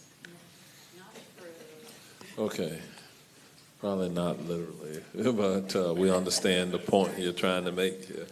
All right. So with that, do we have any other members of the public? No other speakers, Mayor. Then we're going to close the public hearing at this time, and I don't see any questions or comments by commissioners. We'll go to the district commissioner.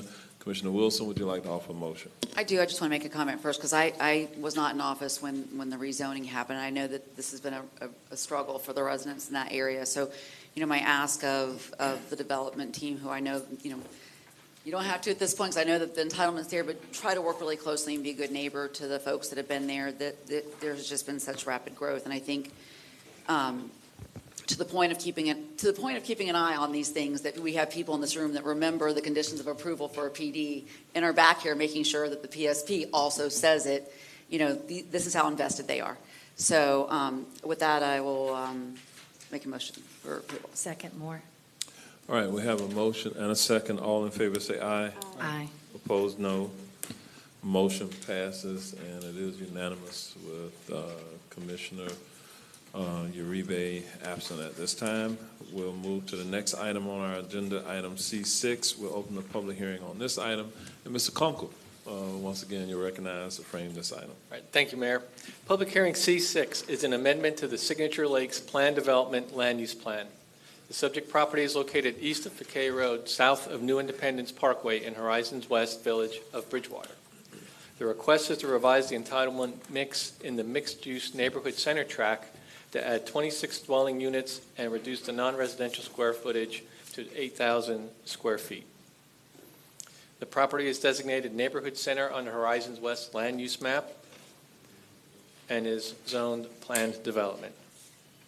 The aerial shows the surrounding area with a mix of single-family and multifamily development, and the Independence Elementary School is to the north, just off the screen. And here is the PD land use plan with the modified changes that were discussed. The recommended action is to make a finding of consistency with the comprehensive plan and approve Signature Lakes PD, subject to the conditions listed under the DRC recommendation in the staff report. The mayor and commissioners have been briefed on this request. This case is in District 1, and staff is available for questions. Thank you, Mayor. All right, thank you, Mr. Conkle. Is the applicant on this item present? If so, would you like to come forward and offer any comments?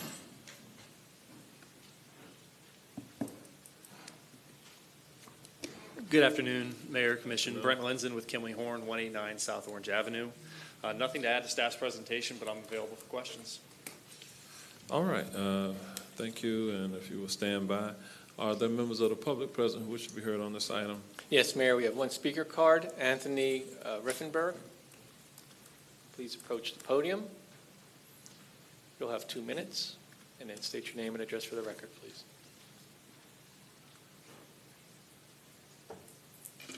Good afternoon, everybody. My name is Anthony Afternoon. Reifenberg. I'm at 15562 Avenue of the Arbors in Winter Garden. My home is located right around the corner from the two sites. I am a 6-year resident of the Independence neighborhood and an 18-year Orange County resident. When we purchased our home, the property that is on the lakeside, there's 2 lots there. So the one that's on the west, on the picture there, had some billboards that said that they were only going to put a small commercial zoned property there, like a daycare center or a pizza place, something like that.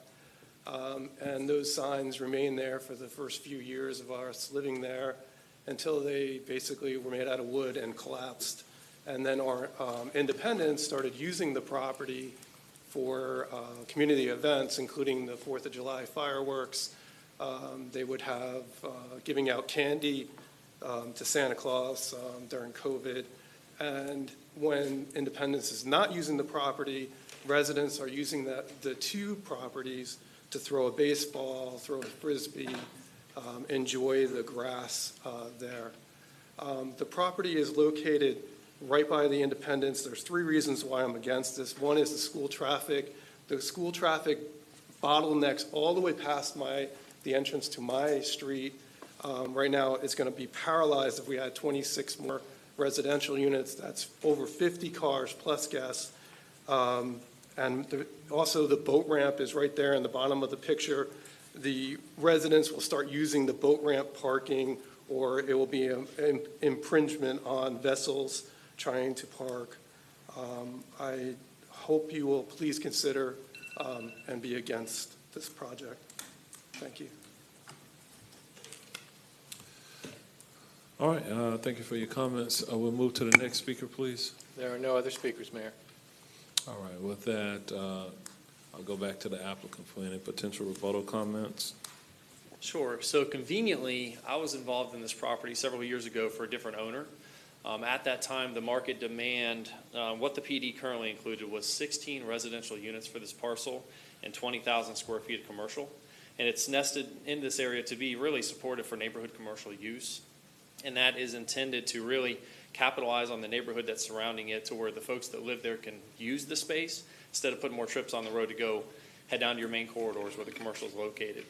But at that time, the market wasn't demanding the residential need, so we modified the PD to pull out those 16 residential units and only do 20,000 square feet of commercial. So now we're here, different ownership, different marketplace, different housing demand. So it's more of a vertically integrated mixed-use type product to where you'll have ground floor commercial in one of the buildings with upper-level residential. So it's kind of what the market's kind of asking for here. Additionally, we're reducing that commercial square footage to kind of allocate for the pivot from residential to commercial, but now integrating the 2 together. So that's what's before you now. All right, thank you for your comments. Then we'll close the public hearing at this time, and we'll go to the district commissioner, Commissioner Wilson, for a potential motion. I just want to make sure I'm understanding. So this is adding 26 residential units. That is the ask. Yes. Okay. It's adding 26 residential, but it's reducing the commercial from 20,000 to 8,000. Because the vertical. Correct. And I know so to try to give a visual image to people who are maybe watching this and don't understand what that might look like, what's an example of a vertical mixed use like that? You got to think of your more dense mixed use type developments where you'll end up having, like, there's what I think of is I live on the northern side of town. It's like the Lake Mary area, where there's the Amstar movie theater. It used to be the Dexter's and everything in there. You have a lot of ground floor restaurants and retail uses, but there's apartment uses, whatnot, above them. Okay, so we're Winter Garden folks, so like a Plant Street look? Correct, yes. Okay. Yeah, same. Okay, I think that actually makes more sense because I think, especially in this area, so much of the pattern has been that side by side, or you'll get kind of the strip mall and then, density too far to walk to. So the idea of having them literally in the same building is, I think a lot of people would envision that as being a benefit. So I just wanted to make sure I was understanding it as well. When you said vertical mixed use, we're talking about potentially residential and commercial. In the same footprint. Gotcha. Yep. All right, I would like to make a motion for approval. Second, Scott. All right, we have a motion and a second. All in favor, say aye. Aye. Opposed, no. Motion passes, and it is unanimous with Commissioner Uribe absent for the vote. We'll move forward to the next item. This is item C7. We also will include the item that was pulled from this earlier consent agenda item for the public hearing, I-8. And with that, we'll open the public hearing at this time. I'm going to ask Mr. Joe Conkle, our Public Works Director, to frame this item as well. Mr. Conkle, Thank you, Mayor. recognized. Public hearing C7 is an amendment to the World Gateway Plan Development Land Use Plan. The subject property is located north of State Road 417, east of South International Drive, and is in the iDrive Activity Center. The request is to parcels K2 and K4 with adjacent parcel K1, and to convert 798 hotel units to 900 multifamily units on parcel K1. There's also a request, one waiver to reduce the required parking ratio. This case also is related to the consent item I-8, which is the First Amendment to the Eighth Amended and Restated Development Order for World Gateway Development of Regional Impact. The property is designated Activity Center Mixed Use on the future land use map and is zoned PD. And the aerial shows the surrounding area developed with multifamily and some tourist commercial uses. The PD land use plan is shown with the affected area highlighted in blue right in the center of the PD. The recommended action is to make a finding of consistency with the comprehensive plan and approve the World Gateway PD, subject to the conditions listed under the DRC recommendation in the staff report, and also approve the associated amendment to the DRI development order. The Mayor and Commissioners have been briefed on this request. This case is in District 1, and staff is available for questions. Thank you, Mayor. All right, thank you, sir. It's my understanding Ms. Rebecca Wilson is representing the applicant on this item, and so I see her coming forward, so you're recognized at this time. Thank you, Mayor. On behalf of the property owner, we agree with the staff report. We're here to answer any questions you all may have. You all would have gotten a kick out of me checking in and learning that I had 11 speaker cards on this item. I thought I was caught quite flat-footed, but I have met those who have the speaker cards, and I'm pretty excited about their engagement in this process this afternoon. So after they speak, if you all have any additional questions, I'll be happy to address those. All right. Thank you, Ms. Wilson. With that, we'll move to public comment, and she's already indicated that we have speakers. So, yes, we do. Mr. Conka, we can open it up for public speaking at this time. All right. Thank you, Mayor. First up is Hannah Yamaguchi, followed by Giancarlo Rodriguez. Giancarlo Rodriguez. You'll have 2 minutes. Please state your name and address for the record. Hello, my name is Hannah Yamaguchi. I live in Metro West, zip code 32835. I'm a member of Sunrise Orlando, and I support this parking reduction, but seek an end to parking minimums in Orange County as a whole. Orange County is an extremely car-dependent community, and parking lots are vital, but it is crucial to consider the unintended consequences parking requirements have on our communities, particularly low-income and marginalized communities of color. One of the most significant effects of parking minimums is the depletion of our precious green spaces. These requirements prioritize parking lots over the development of parks and green areas. It is essential to acknowledge the disproportionate impact of low-income individuals and marginalized communities. The green gap, a term used to describe the disparity in access to green spaces and environmental amenities, is a stark reality in Orange County, Florida. These communities often face environmental hazards and are deprived of the benefits that green spaces provide. This not only leads to negative mental and physical health outcomes, but also diminishes the overall quality of life. The implications for children living in these areas with limited green spaces are particularly disheartening. Concrete jungles replace the natural playgrounds of our youth, preventing children from experiencing the joys of being children. Instead of running freely and exploring the outdoors, they are vaulted into their homes or risk their safety by potentially getting hit by a car. Children living in low-income areas live near larger roads with higher traffic burdens and sidewalk network interruptions, increasing their risks tenfold. An annual report released by the Smart Growth America has placed Orlando as the most dangerous by design in the nation for the last 10 years, until last year when conditions worsened in cities like Deltona, Daytona, Tampa, St. Pete, and Jacksonville. These 4 cities, including Orlando, are recognized as the top 10 worst cities in the nation for pedestrians. We need to do better.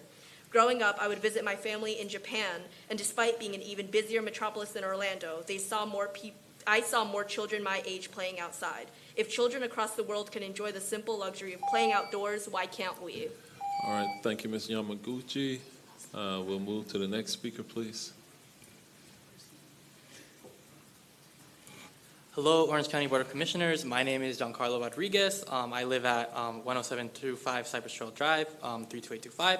And I'm here with Sunrise Movement Orlando in support of the development's parking reduction. However, we believe generally that this process of having to ask the board for parking reductions creates more unintended problems than benefits. Red tape. And this process has been created because of parking minimums. Sunrise Orlando urges the Commission to remove parking minimums from either the current Orange County codes or in the new potential Orange Code.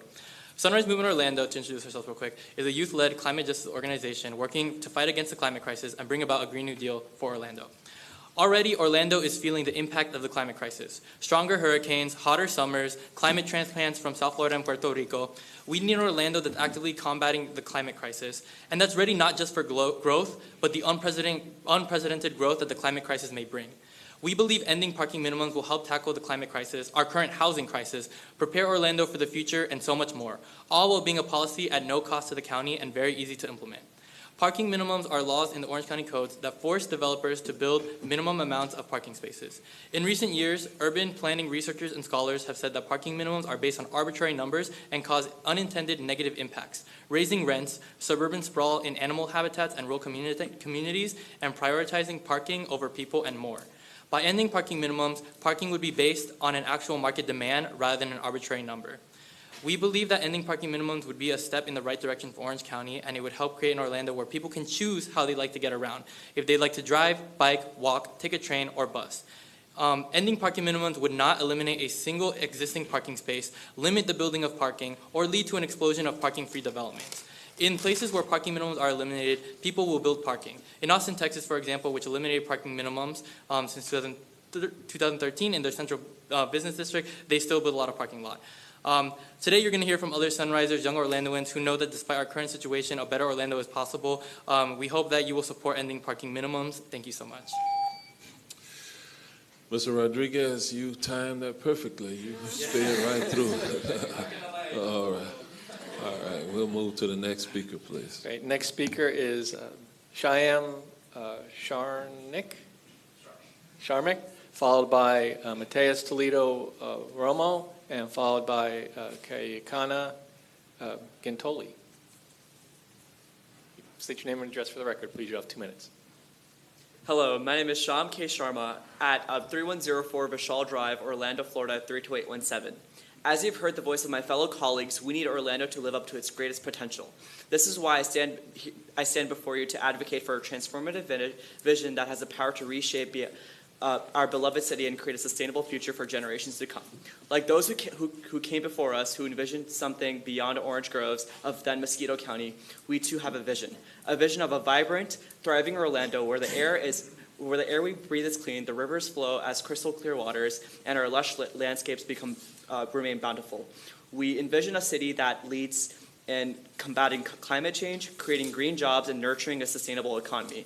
The Green New Deal is just not an idea, it is a comprehensive roadmap for our city's future. Through strategic zoning policies, we can incentivize the construction of energy-efficient buildings, promote mixed-use developments that reduce reliances on cars, and protect green spaces that improve the quality of life for residents. This can happen by eliminating parking minimums or with this reduction act through this project. Furthermore, it is a time for action that we need to act now. We cannot afford to watch our beloved city in turmoil due to climate change. Orlando has the opportunity to be a shining example of what can be achieved when a community comes together with a shared vision.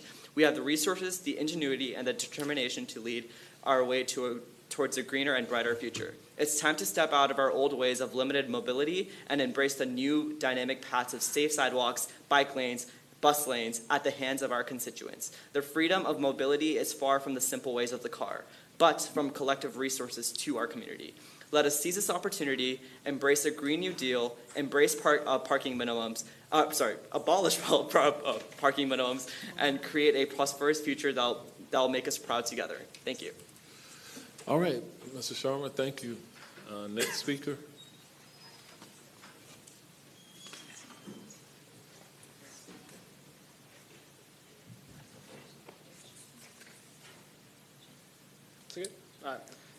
Good afternoon. My name is Matias, and I live in 1396 Sierra Circle in the city of Kissimmee. I'm here because what happens in Orange County affects me in Osceola County as well. I am a member of Sunrise Orlando, and I support this parking reduction, but seek an end to parking minimums in Orange County. Reducing parking minimums or getting rid of them all for once is the first step towards building a noticeably walkable, clean, healthy, and safe city as we prioritize and fulfill the aims of the 2050 vision. Unfortunately, what's good for cars is not good for pedestrians. Big parking lots, streets, highways, multiple lanes, even traffic lights. All of these hinder or reduce walkability as they increase car dependency. If you're a pedestrian trying to walk to the Florida Mall from the surrounding areas, you'll first have to find your way through a connection of 4 or 6 lane roads, then wait several minutes, several times, for the walking guide to indicate your time to cross. Or when you finally make it to the edge of the Florida Mall, have to go through the parking lot for close to 10 minutes to reach the first store. All of this while walking under the blazing sun and the radiant pollution of all the cars around you, with no more greenery than a handful of trees, occasional bushes, and dried up lawns. With nothing to look at but bleak storefronts and empty parking lots. Situate yourselves in the positions of people for whom this is not a choice but a necessity. People who must walk every day to and from their workplace, maybe somewhere else in the city, but under similar conditions. Not all of us are drivers, but all of us are pedestrians. For this reason, we must take the measure of eliminating parking minimums to reduce car dependency, which is incompatible with sustainable development and Vision 2050. The problem is not cars, it's car dependency. The problem is not development, it's unsustainable development. Thank you. All right, thank you for your comments. Next speaker, please. Next speaker is Kay Khanna, to be followed by, thank you, followed by Sophie McKenzie, and then Mohammed Al-Tabada. State your name and address for the record, please. Hello, my name is Kaikana Gentoli. Sorry, I'm kind of short. Hello, my name is Kaikana Gentoli. I live at 12101 University Boulevard, Orlando, Florida, 32817. I am a member of Sunrise Orlando, and I support this parking reduction, but more importantly support the elimination of parking minimums in Orange County.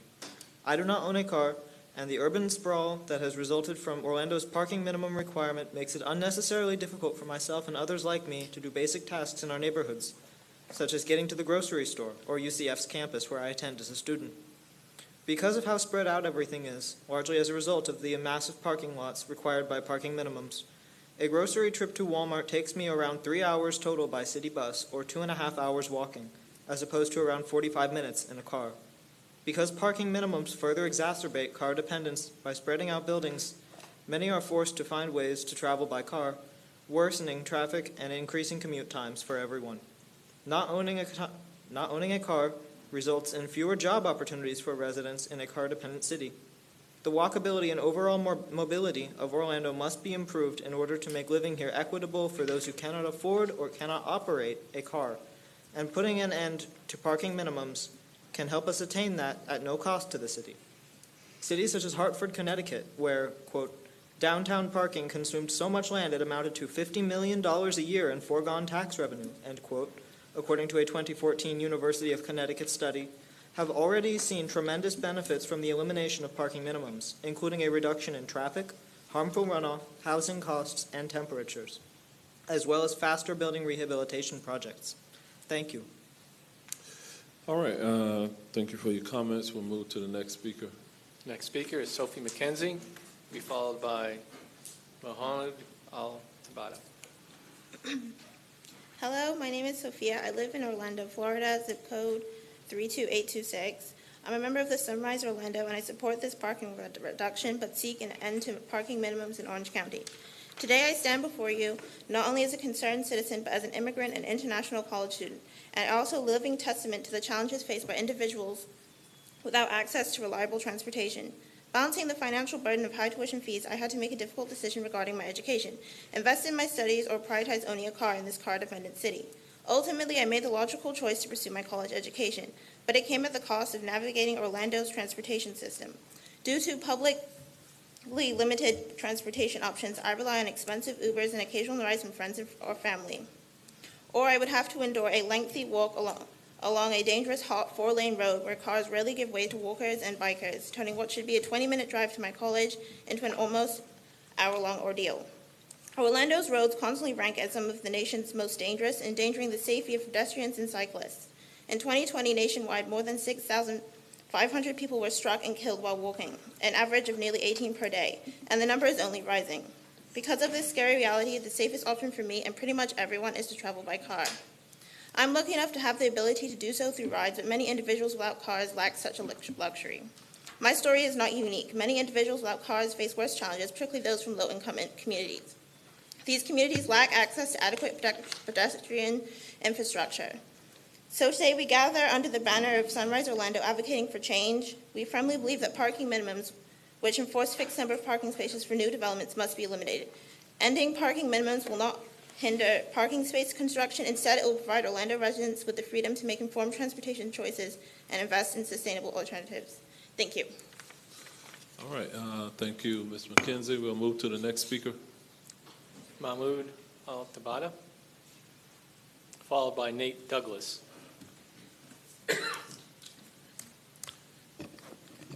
Hello, my name is Mahmoud Al-Thabata. I live in Metro West, zip code 32835. I'm a member of Sunrise Orlando, supporting parking reduction for the World Gateway Plan development, but more importantly, support the elimination of parking minimums in Orange County. I speak today as an environmentalist and son of immigrant and Palestinian parents who know the current troubles of today's affordable housing crisis. Living in West Orlando, I have seen rent prices increase dramatically. According to Orlando Weekly, there has been a 25% increase in rent between 2020 and 2022. My family has experienced these issues personally, as our rent has more than doubled the past 2 months with less than a month's notice from our landlord. However, the elimination of parking minimums can allow for more affordable housing. For example, Minneapolis, a city that has recently eliminated parking minimums, has decreased rent for a standard studio apartment from $1,200 to $1,000, saving renters $24,000 annually. The elimination of parking minimums can directly decrease housing costs, as built-in parking attributes to 70% of household rents. With more affordable housing, communities and individuals across Orlando, including my own parents, can be released from economic anxiety, a contributor to the recent mental health crisis in the past decade. This release, accompanied by the surrounding green space and new communities, can promote well-being of Orlando citizens and their mental health as well. Overall, the elimination of parking minimums is essential to making the Orlando city beautiful. Thank you so much. All right, thank you. We'll move to the next speaker, please. Next speaker is Nate Douglas, be followed by Ariana Ponce, and followed by Sean Shavada. My name is Nate Douglas, 10,003 Shortwood Lane, Orlando, Florida, 32836. I'm with Sunrise Movement Orlando, and I support this parking reduction. But more importantly, I seek an end to parking minimums in Orange County. As we strive toward Vision 2050 and the goals outlined in Vision 2050, It's essential to acknowledge how parking minimums hinder our progress and impede the realization of a vibrant and sustainable community. As a study showed from University of Connecticut revealed that parking minimums have a significant impact on our tax revenue. It found that parking consumes so much land that it amounts to a staggering $50 million per year in foregone tax revenue in several city downtowns. 30% of the stretch between East Colonial Drive and Anderson Street is dedicated to parking. This loss not only affects our ability to invest in vital services, but also hampers our efforts to create a prosperous future. Moreover, parking minimums create a contradiction when it comes to achieving goals set forth in Vision 2050. Our vision is to increase sustainable transportation options, reduce traffic congestion, and create walkable communities. However, the rigid enforcement of parking minimum perpetuates a car-centric culture, emphasizing the need for more parking spaces rather than promoting an alternative mode of transportation. This contradicts our vision and stifles our progress towards a more sustainable future. Let us embrace an optimistic vision for the future where parking minimums are reimagined and our county becomes a shining example of sustainable development. By working together, advocating for change, and supporting initiatives that align with our goals, we can create a community that thrives economically while preserving our environment for future generations. Thank you. All right, thank you, Mr. Douglas. Next speaker, please.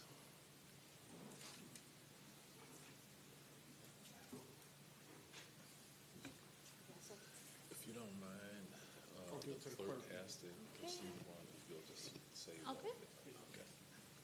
Right. Good afternoon, everyone. My name is Ariana Ponce. I live in Dr. Phillips, area code 32819, and I'm a member of Sunrise Orlando, and I support this parking reduction and seek an end to parking minimums in Orange County. I'm going to get straight to the point because I'm a bit of a blabbermouth. First public comment. One of the issues Dr. Phillips, along with others, communities in Orlando, is grappling with is the urban heat island effect. Driven by rapid urbanization and construction, our communities transform into a literal asphalt town. Parking lots and concrete have replaced orange groves and wildlife, amplifying the problem. In fact, an entire parking garage was built, you know where Old Town West is by Daryl Carter? Entire parking garage was built there in the stead of those wildlife. All this space could have been dedicated to keeping those orange groves active or affordable housing, which leads me to my next point. The cost of building and maintaining parking spaces leads to higher rent, worsening the housing affordability crisis. Luxury apartments and excessive parking infrastructure overshadow the need for affordable housing. In my neighborhood alone, there has been an increase in the unhoused population. Families are currently living on the sidewalks of Turkey Lake Road. You can drive straight through it and see it happen. I stress we must put an end to parking minimums and seek alternative solutions. Eliminating the parking requirements can also help us in different ways, as you've heard from everybody else here. It can help us prioritize walkability, cycling, and public transportation, even in such a commercial area such as Dr. Phillips. This, in turn, will enhance our quality of life, reduce traffic congestion, and make housing more affordable. Let's reimagine our cityscape with sustainable developments that benefit everyone. These solutions will not only benefit my home, but Orlando as a whole. It's time to embrace those sustainable solutions and prioritize the well-being of our community. Thank you for your time. All right, thank you for your comments. We'll move to the next speaker. Next speaker is Shand Shveda, sorry, followed by Alexander Jahid, followed by Jaro Serrano.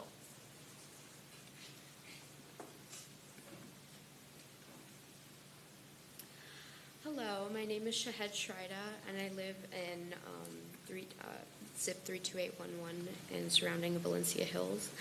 In Orange County, I am a member of Sunrise Orlando and support this parking reduction, but seek an end to parking minimums in Orange County. Orange County is urbanizing, but not in the way it should. Developments come with existential costs to the environment, as well as them being a complete inefficient loss of open space. As you can see, within this last week, we had Earth's hottest day throughout its recorded history on July 4th, with the global average at 62.9 degrees Fahrenheit, locally 96 degrees Fahrenheit, which has been our hottest 4th of July in the last 25 years. The urban heat island effect producing excess heat is caused heavily by parking lots. Materials used to make parking lots and roofs absorb and retain heat from the sun, and this in effect can raise the temperature by 2 to 3 degrees. Especially during summer, those urban heat islands contribute to higher temperatures in cities and put a heavier demand on the use of non-renewable sources, like the air conditioner, to help cool down unnaturally hot cities. Given that we are consistently developing, those trees that are being cut down help produce more oxygen, which help balance out CO2 we have in the atmosphere.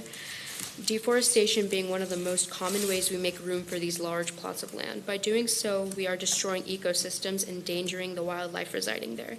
This damage limits biodiversity and the amount of habitat left for wildlife to thrive, which has already been depleting for the past 100 years in Florida as we continue to destroy natural lands to make room for more developments. I grew up around Valencia and passed a large patch of trees on my way to school every day. They recently cleared that last year to make room for a gas station, gym, fast food restaurant, and grocery store. I continue to see less green as I grow into adulthood. The potential Orange County has is immense, and we need to take action as soon as possible to help reform and recover society, especially making the place we call home healthy and green. We can do this if we eliminate parking minimums. Thank you so much for your time. All right, thank you for your comments. Next speaker, please.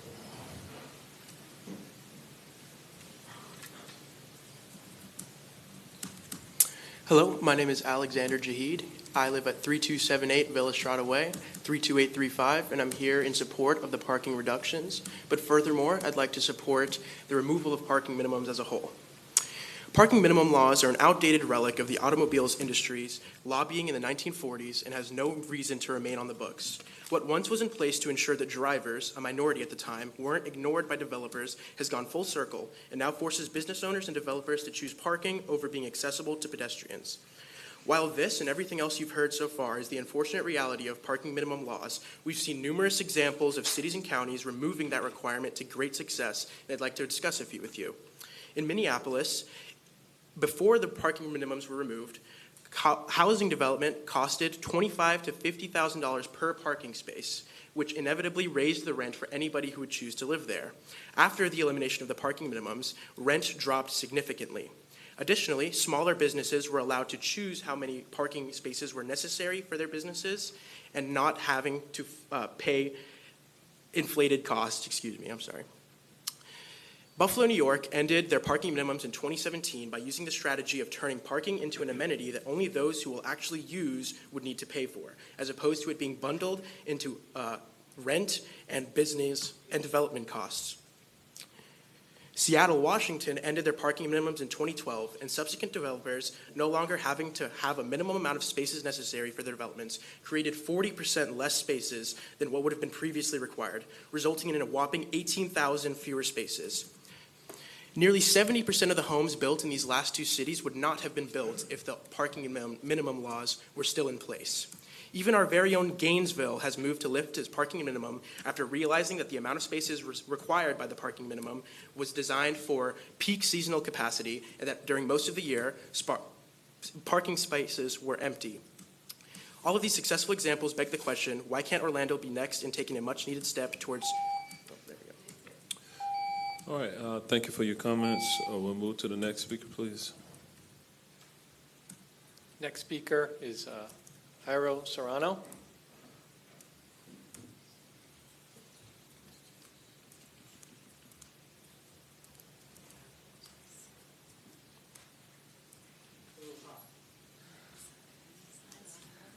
Hello, my name is Jairo Serrano, and I live at 12436 Woodbury Cove Drive.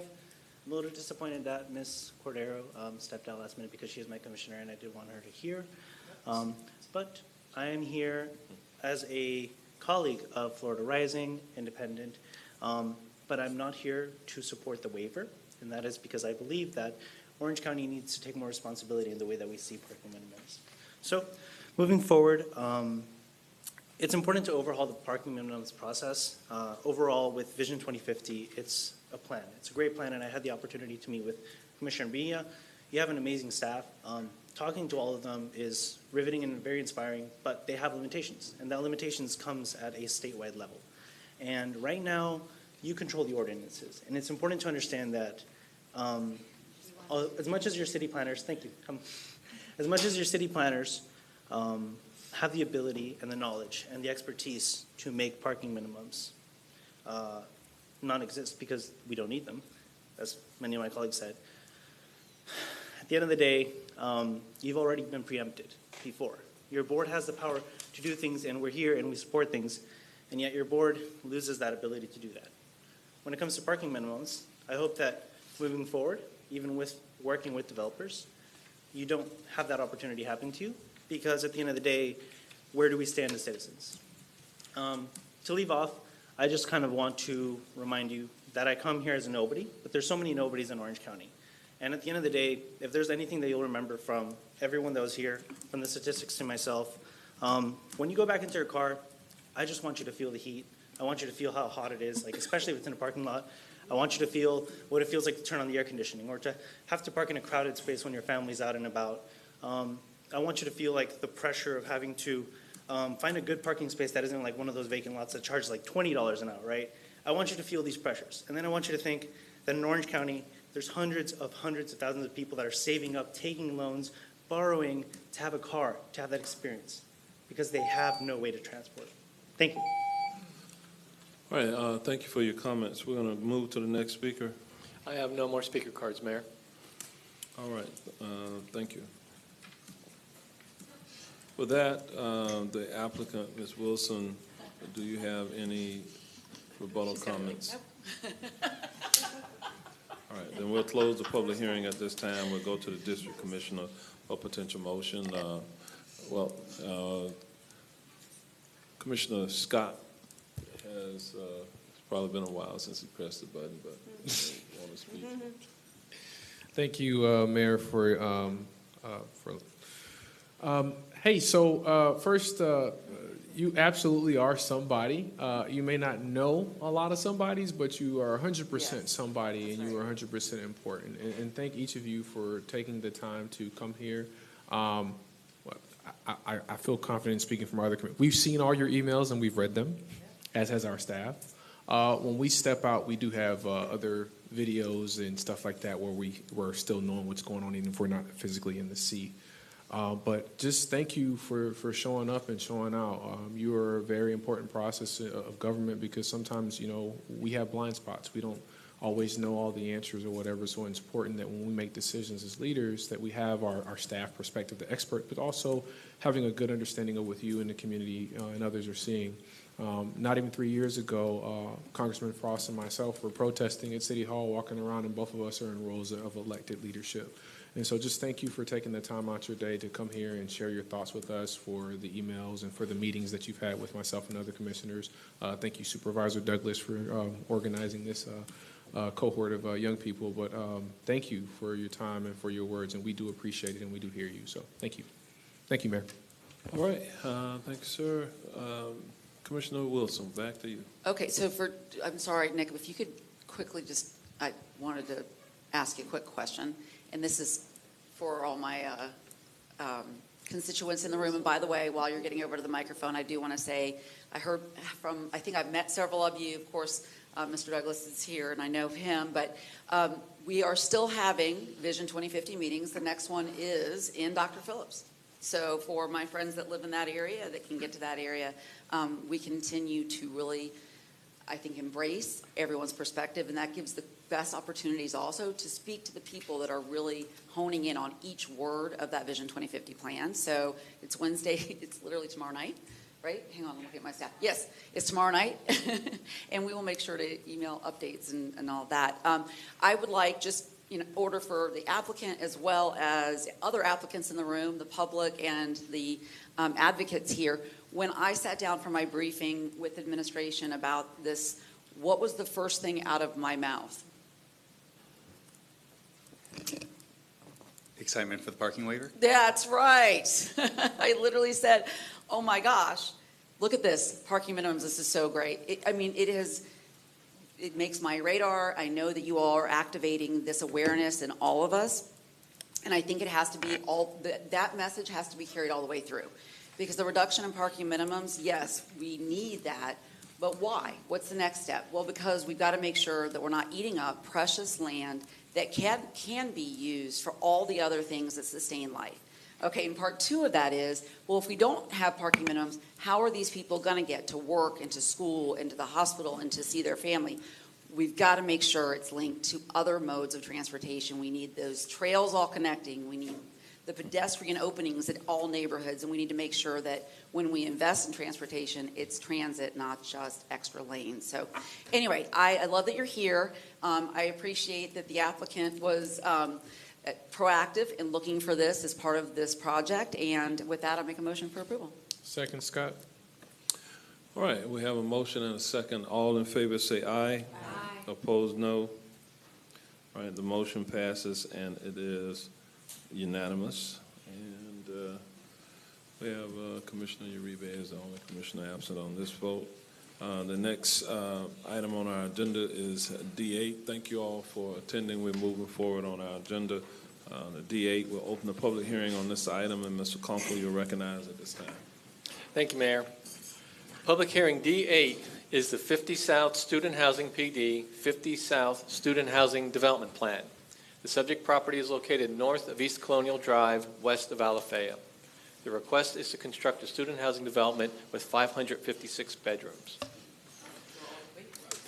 The property is designated on the future land use map as planned development, high-density residential, with a specific development program of student housing. The property is zoned PD as the quadrangle plan. Oh, nope, we're not in the quadrangle plan development. The aerial does show the surrounding areas with other commercial and other commercial properties. Here is the development plan.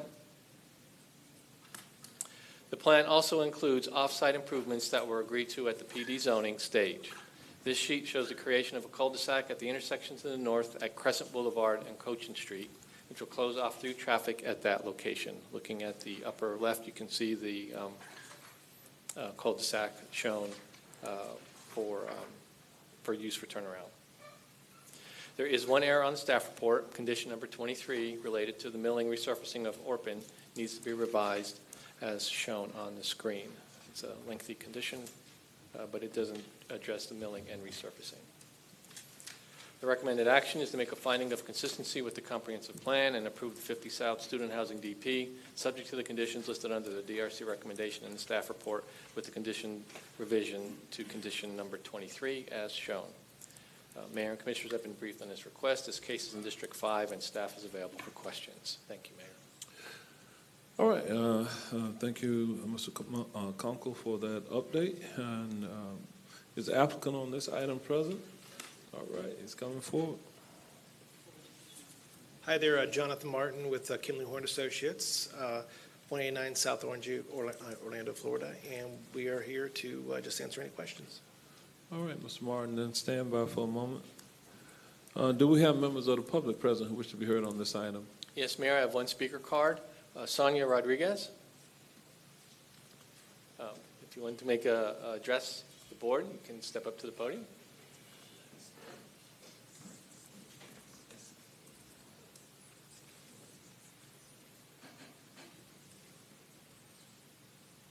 You'll have 2 minutes. Please state your name and address for the record. Thank you. Sonia Rodriguez, 1826 Crescent Boulevard, Orlando, Florida, 32817. I'm here to represent all of the the residents, because of the time of the meeting, they were not able to attend. But we did meet at a neighborhood meeting wherein we discussed the cul-de-sac.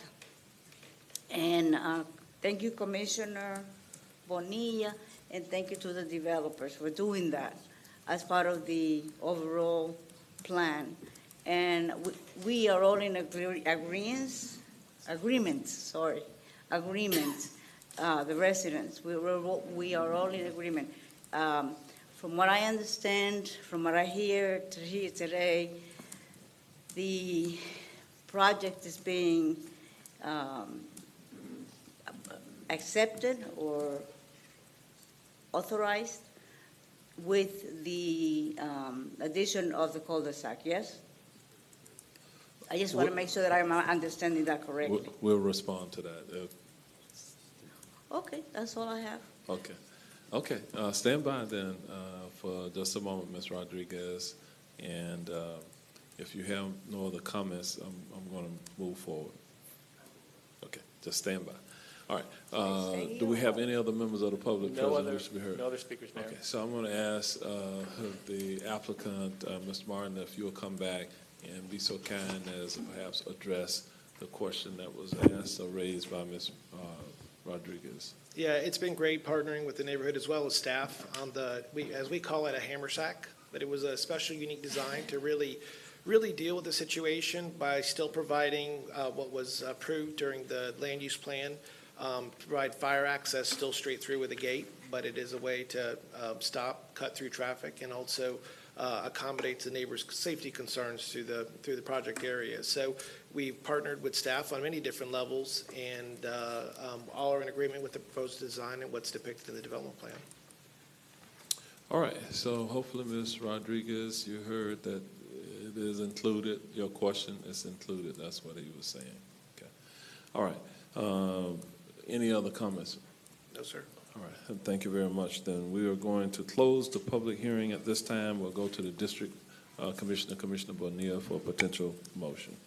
Yes, and I just want to also confirm again that all the plans that was in agreement between the residents and the developer that day at that meeting is included in this site plan here.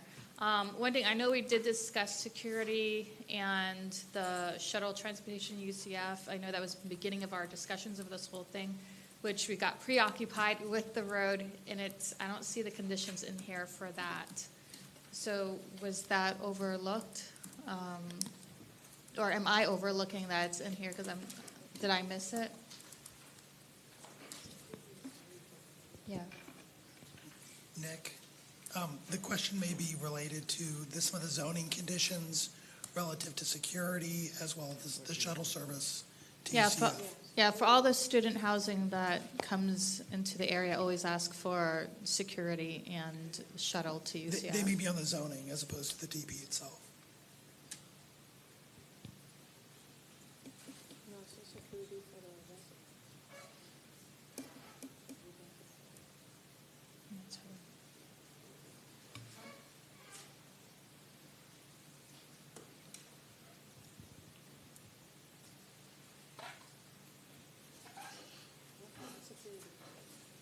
So usually they have like access to 25 security,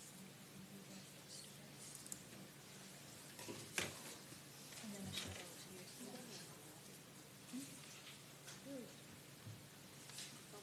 Yeah, I've never had it.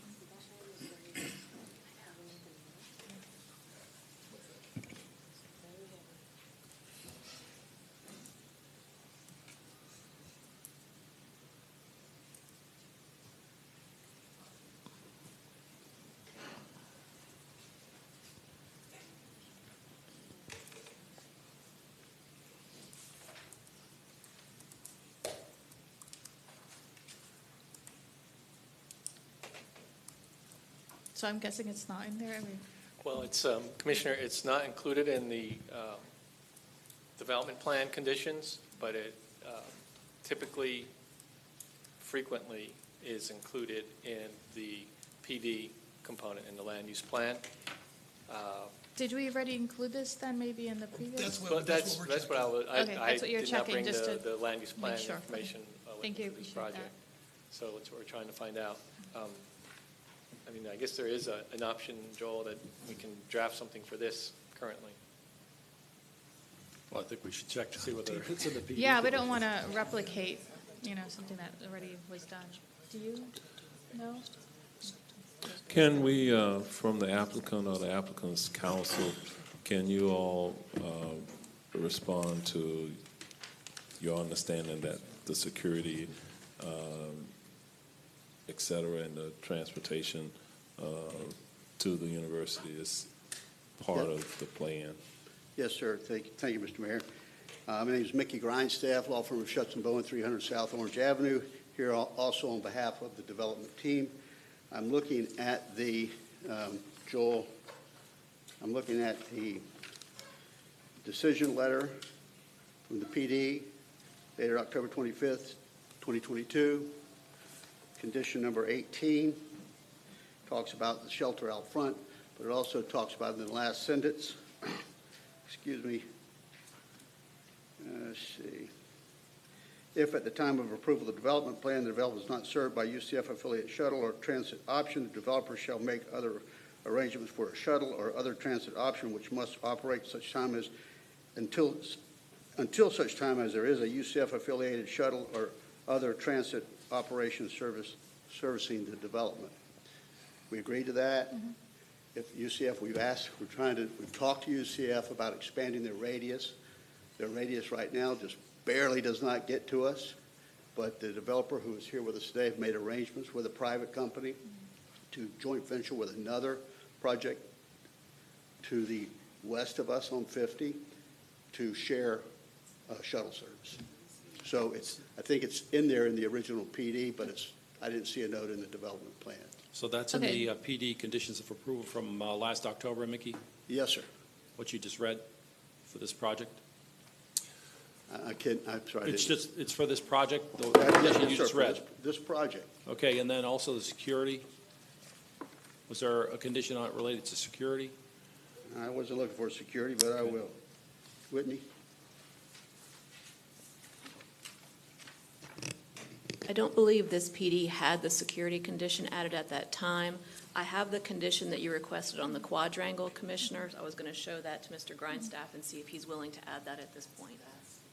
Okay, thank you. I'd lean to ask our client, if you don't mind, can we just take 1 second? Because this is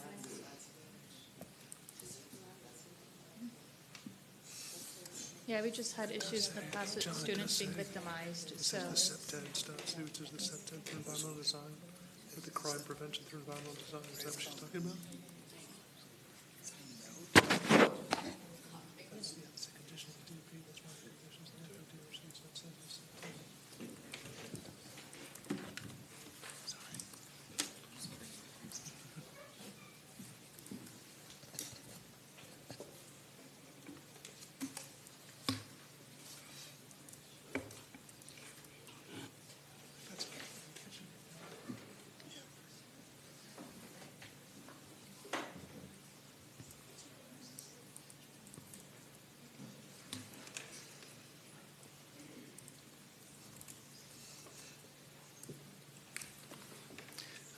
I think the suggestion is going to be to table for a few minutes so we can talk about the actual language. You see, we get there. I think we were not ready for this one, but I think there's certainly a path forward on this, and we could like to talk about it. Okay, let me just ask staff, are you all ready for E9? And we will allow the applicant and our team to recaucus on this issue and work it out, Commissioner. We're going to move forward because otherwise we're just kind of eating up a lot of wasted time here. So can we move to E9 and then we'll come back? We can table, yes, ma'am. Okay. All right, we're going to move to E9 and we'll come back to this issue and give you all adequate time to work out the respective Thank you, language. Mr. Mayor. Okay. All right, let's move to E9 at this time. We'll open the public hearing on this item, and Mr. Jason Sorensen, our chief planner, is coming forward to frame this item. And Mr. Sorensen, you're recognized. All right, thank you, Mayor, and good afternoon, Commissioners. This next item is a future land use map amendment as well as a rezoning. The future land use request is to go from low-density residential rural settlement to commercial rural settlement. The rezoning is to go from RCE2 to C1 restricted on a property that measures 3.12 acres. The proposal is up to 20,386 square feet of neighborhood commercial office uses. The property is located in District 2. This is an aerial of the subject property showing it north of Willow Street and west of North Orange Blossom Trail within the Otter Lake Rural Settlement. The future land use is currently low-density residential rural settlement. The proposed future land use is commercial rural settlement. The zoning is currently RCE2, and the proposed zoning is C1 restricted. A community meeting was held on February 28th with 17 residents in attendance with concerns for site access, proposed uses, hours of operation, traffic, and loitering. To address these concerns, there are 7 restrictions proposed, as shown on the screen, which would prohibit self-storage facilities, gas stations, and businesses with 24-hour operations. Also, a 15-foot wide Type C landscape buffer would be required along the northern and western property boundaries.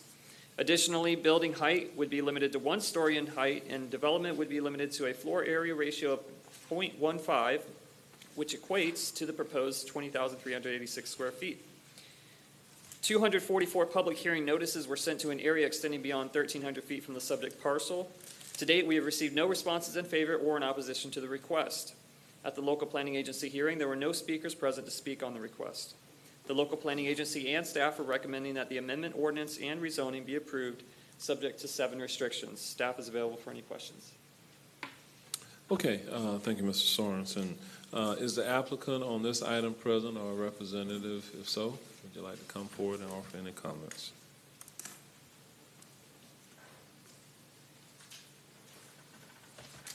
Good afternoon, Mayor, Commissioners. Brent Spain, Theriac and Spain, 1809 Edgewater Drive, Orlando, Florida. And as staff indicated, we had a community meeting. The folks in attendance were in support of neighborhood commercial, other than the expressed concerns about the hours and limiting some of the uses. We also heard from District Commissioner Moore's office about the no mini storages, and our client has agreed to all those conditions and support the staff's recommendation. All right, and thank you, Mr. Spain. Are there members of the public present who wish to be heard on this item? I have no speakers for this item, Mayor. Okay, then we'll close the public hearing at this time, and we'll go to the District Commissioner, Commissioner Moore, for a potential motion. Yes, I'd like to make a motion to approve. Second, Scott. All right, we have a motion and a second. All in favor say aye. Aye. All opposed, no. Yeah. And with that, the motion passes, and it is unanimous. All commissioners present, with the exception of Commissioner Uribe. With that, we'll move back to item D8. It may be taking a little bit longer than expected to work out the specific language. I don't see the requisite staff in the room at this time. Let's take a 5-minute recess, and we'll come back with this final item. Okay, 5-minute recess.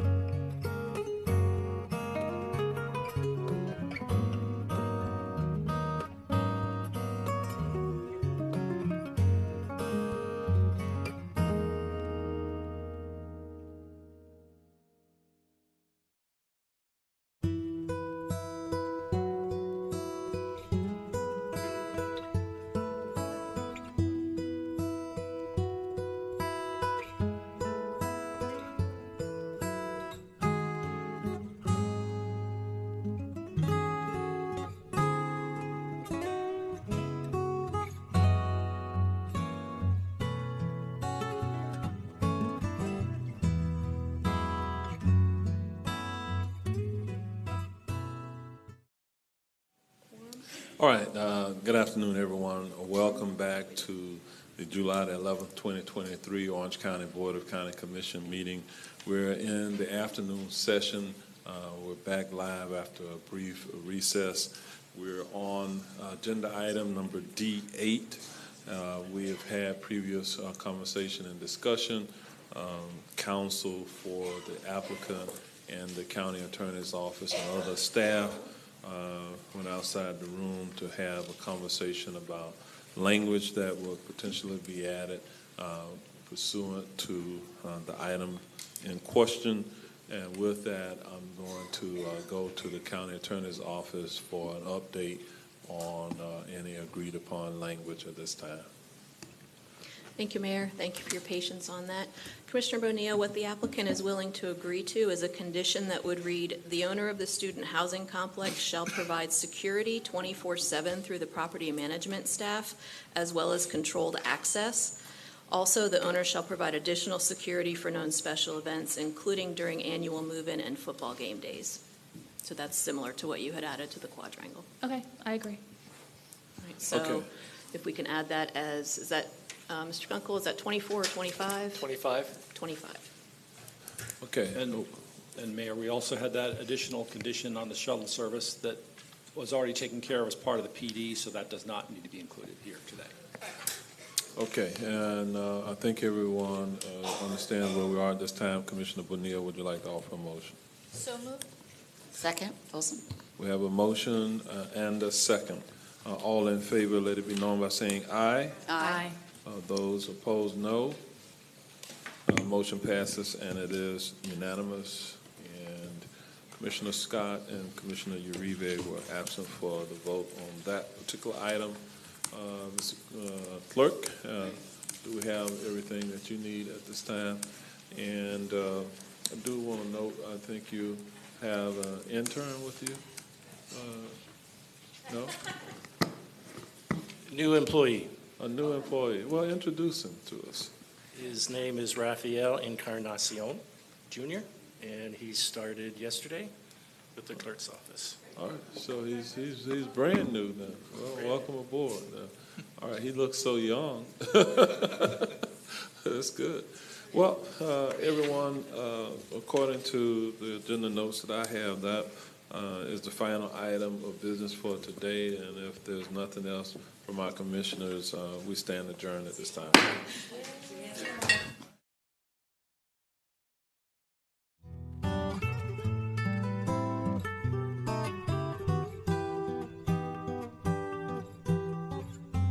Orange TV, your government in action. When you need information or just need a helping hand. When art and culture matter. When you need to know. When getting back to nature. When safety matters. Bringing our community closer. Your government in action. Orange TV.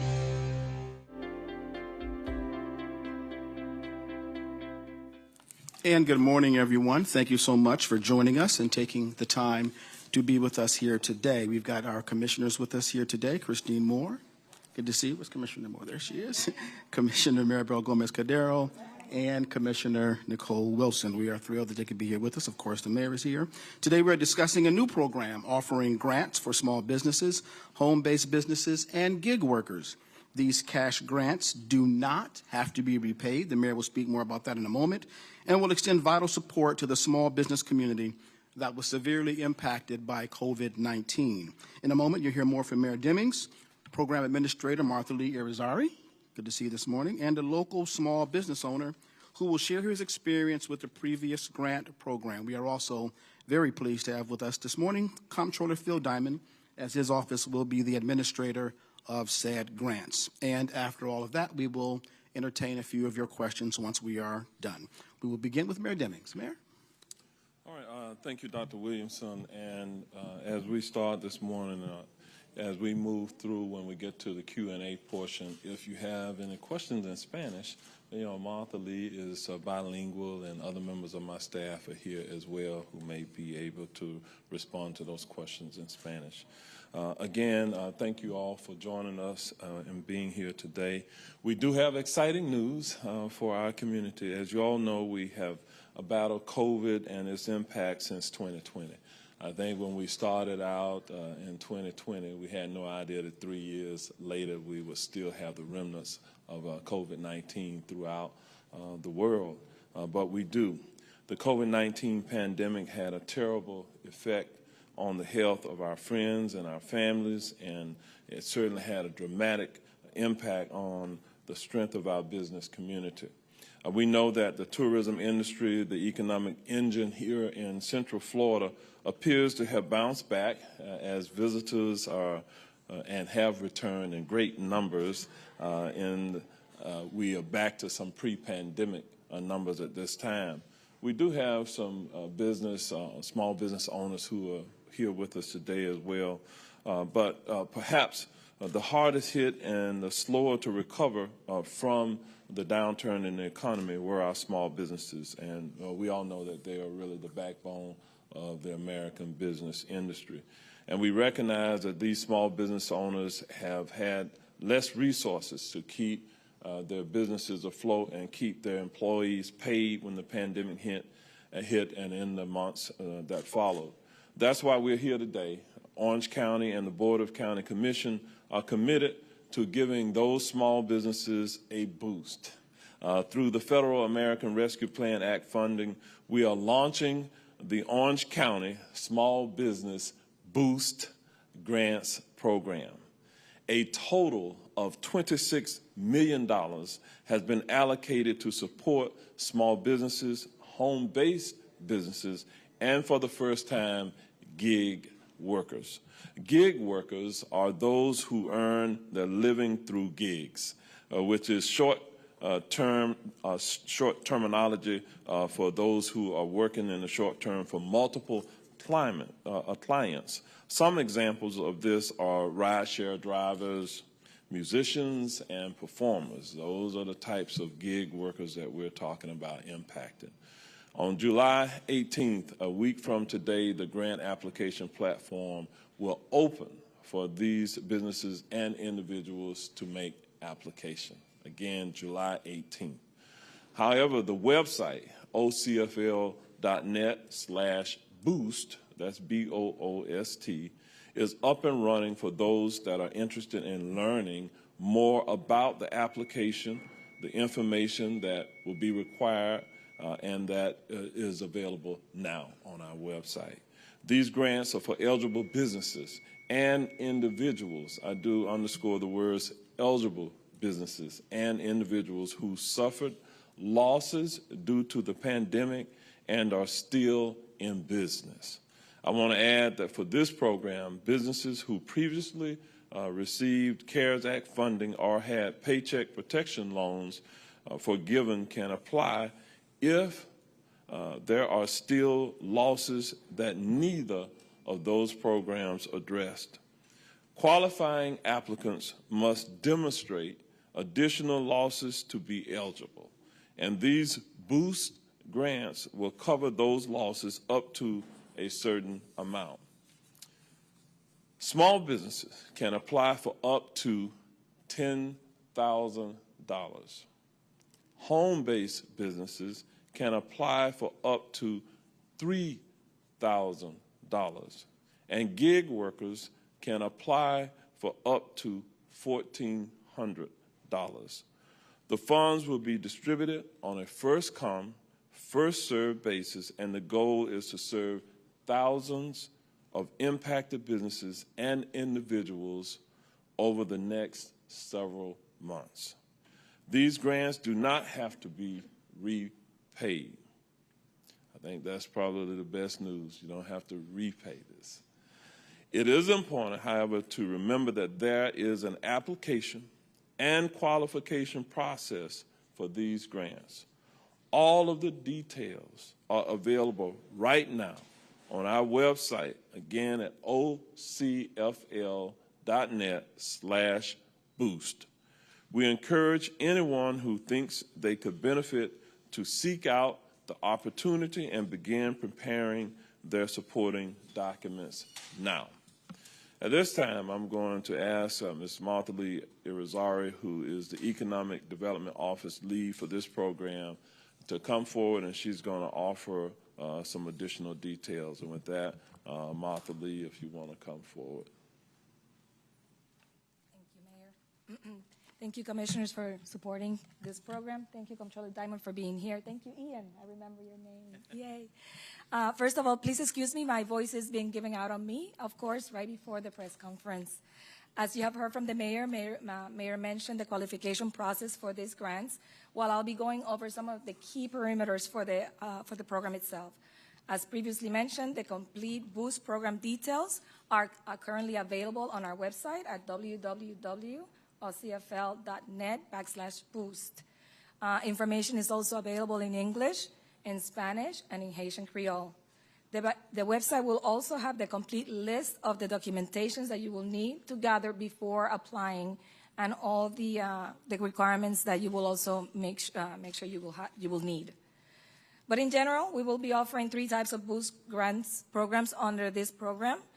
It will be for small businesses, home-based businesses, and gig workers. Let me tell you a little bit more about each of these programs. Again, remember, these are very high-level parameters. We definitely encourage you to visit our website for the complete details. The Small Business Boost Grant Program, as Mayor mentioned, is for up to $10,000 for applicants, and it will cover documented business losses that were as a result of the pandemic, and it happened during the pandemic period, 2020 to April 2023. Businesses must have a brick-and-mortar location within Orange County, and that also includes our municipalities. So to make that clear, it does not have to be unincorporated Orange County only. Municipalities apply as well. Businesses must be fully licensed and registered with the Division of Corporations as of January 1st, 2020. Any businesses that would register after January 1st, 2020 do not qualify for this program. And they have to still be in business without any interruption. Small businesses must also have at least 1 employee, but no more than 500 employees. For the home-based business Boost Grant Program, which we also call our micro businesses, applicants can receive up to $3,000, and again, it has to be only for covered, documented business loss expenses as a result of the pandemic. The businesses must be physically located in Orange County, just like the Small Business Program, and the municipalities also apply. Businesses must be fully licensed and registered, just like the small businesses, with the Division of Corporations as of January 1st, 2020. As for our new program, our Boost Grants for Gig Workers, applicants can seek up to $1,400 to recover from COVID-related losses of income from January 1st, 2020 to April of this year. Also, from 2020 to April of 2023, applicants must have received all earnings from gig work and be paid only through 1099s. Grants will only be awarded to residents of Orange County, including municipalities. We will be asking for proof of residency for gig workers. So unfortunately, anybody outside of the Orange County jurisdiction will not qualify for this program. For all of the grants, we will be asking for income tax returns for various years and other relevant documents to prove losses and ensure compliance with all the requirements.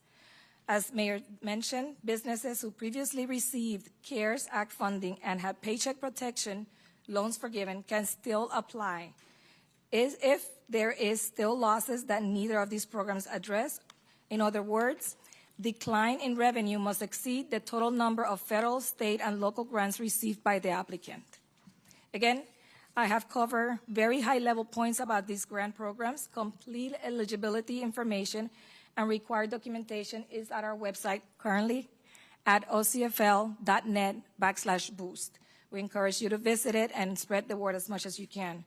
We're looking forward to rolling out these grants and providing boosts of support to our Orange County small businesses and home-based and gig workers. Remember, the application portal It's accessible only through our website and will begin applications on July 18th. Very exciting, only just 1 week from today. And it will remain open until all the funds have been distributed to qualifying applicants. Grants will be awarded on a first-come, first-served basis and to those who qualify. So please, we encourage everyone to act quickly. I personally am looking forward to working with our small business community. Thank you.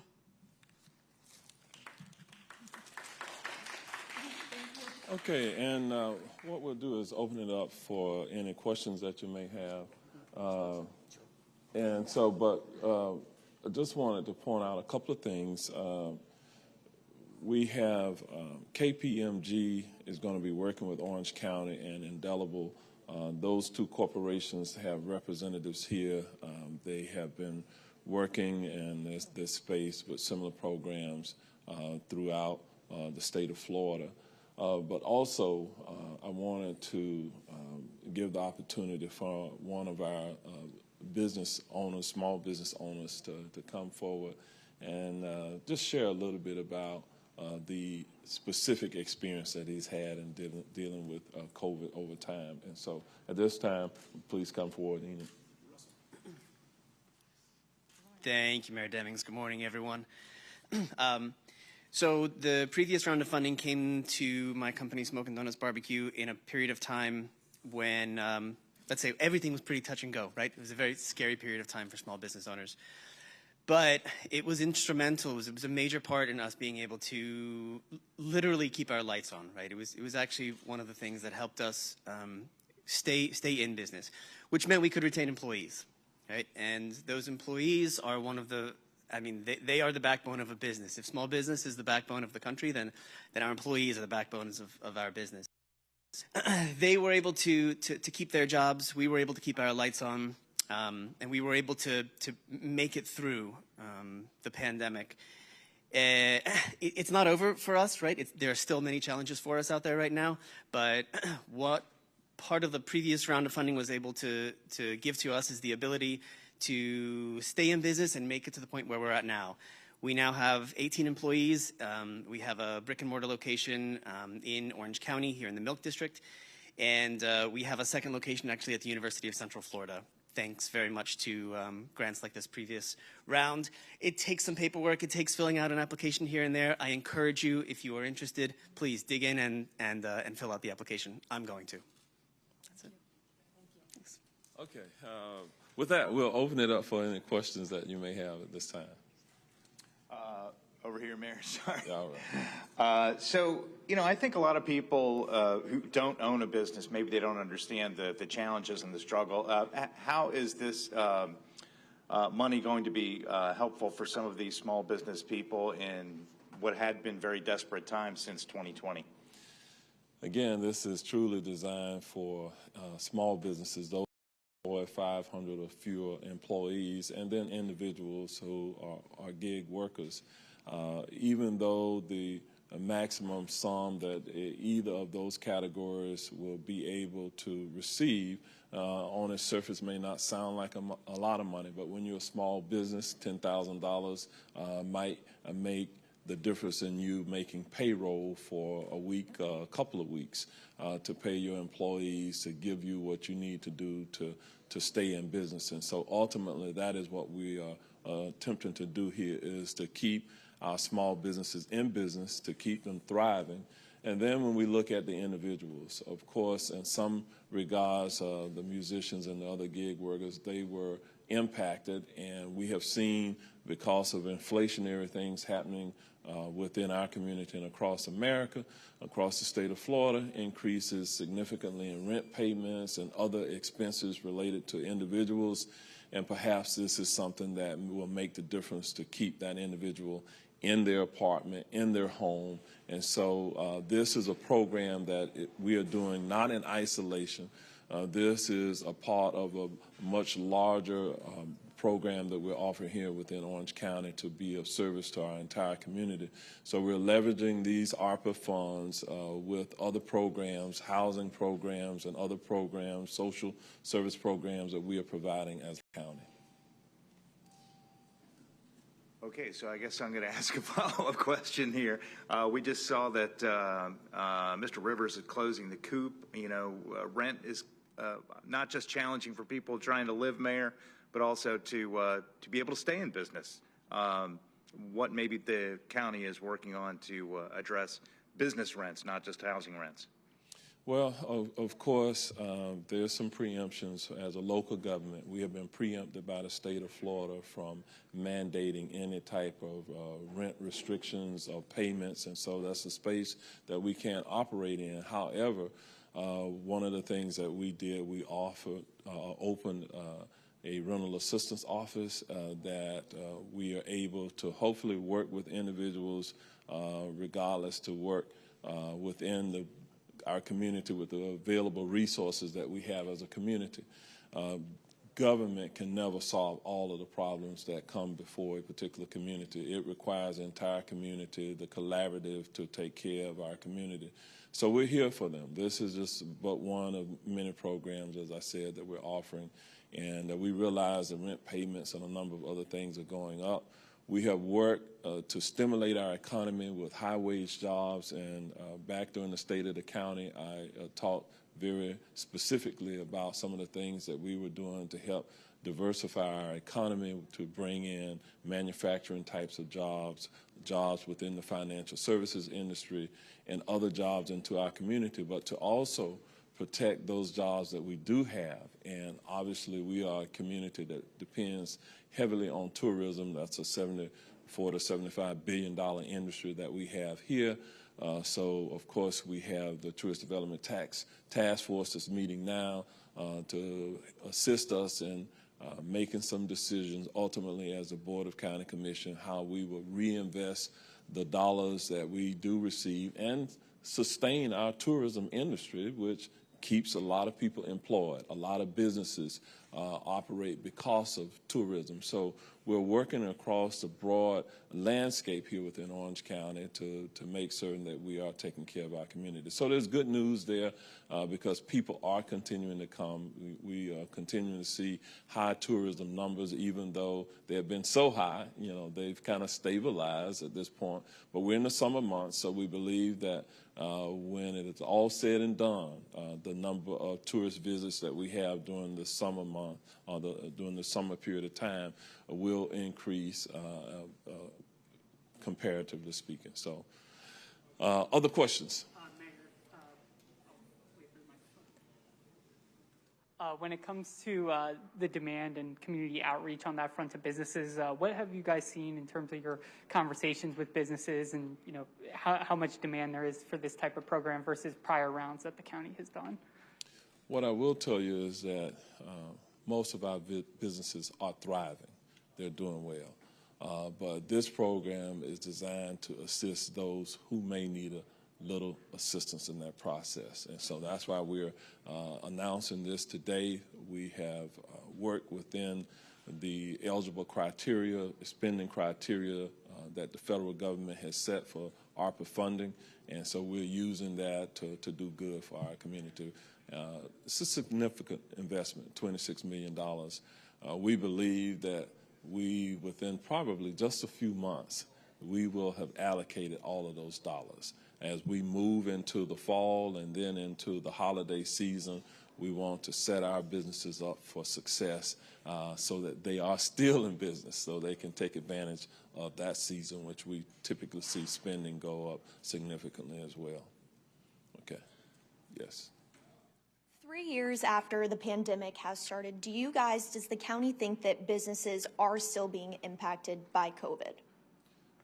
There's no doubt that there are some businesses, because of the impact on their businesses at the height of COVID, it did not put them in a position to kind of sustain themselves going forward. They continue to struggle, continue to have challenges with just getting workers back to work in some cases, because their workers have had to deal with challenges with anything from child care expenses to rising rent payments to other things as a result of it. We've all seen a significant increase in homeowners insurance and all of those things. And so there's a lot of factors at play here that are outside of our individual control, but what we can do is help to stimulate that sustained recovery. Okay. All right. Thank you all very much for coming. Okay. It's just for the television, though. It is Steve Hudak from the Orlando Sentinel. Mr. Mayor, does this exhaust our ARPA money? It doesn't exhaust it because we have different pots of ARPA funds as a county, and we are utilizing all of them to the extent. Of course, we have no idea after the ARPA funds are fully expended if there will be additional dollars. From the data that will be collected as a result of this, we will be reporting back to the federal government, and I suspect that there will continue to be additional dialogue from the federal government about what are the next steps and perhaps future funding opportunities. And so we want to make certain that we're well positioned to get our fair share of those federal dollars that we send to Washington. We want to get back into our community as well. Okay. All right. Thank you all very much again. If there are any one-on-ones, we'll be available for that. All right. And again, to the Spanish-speaking media.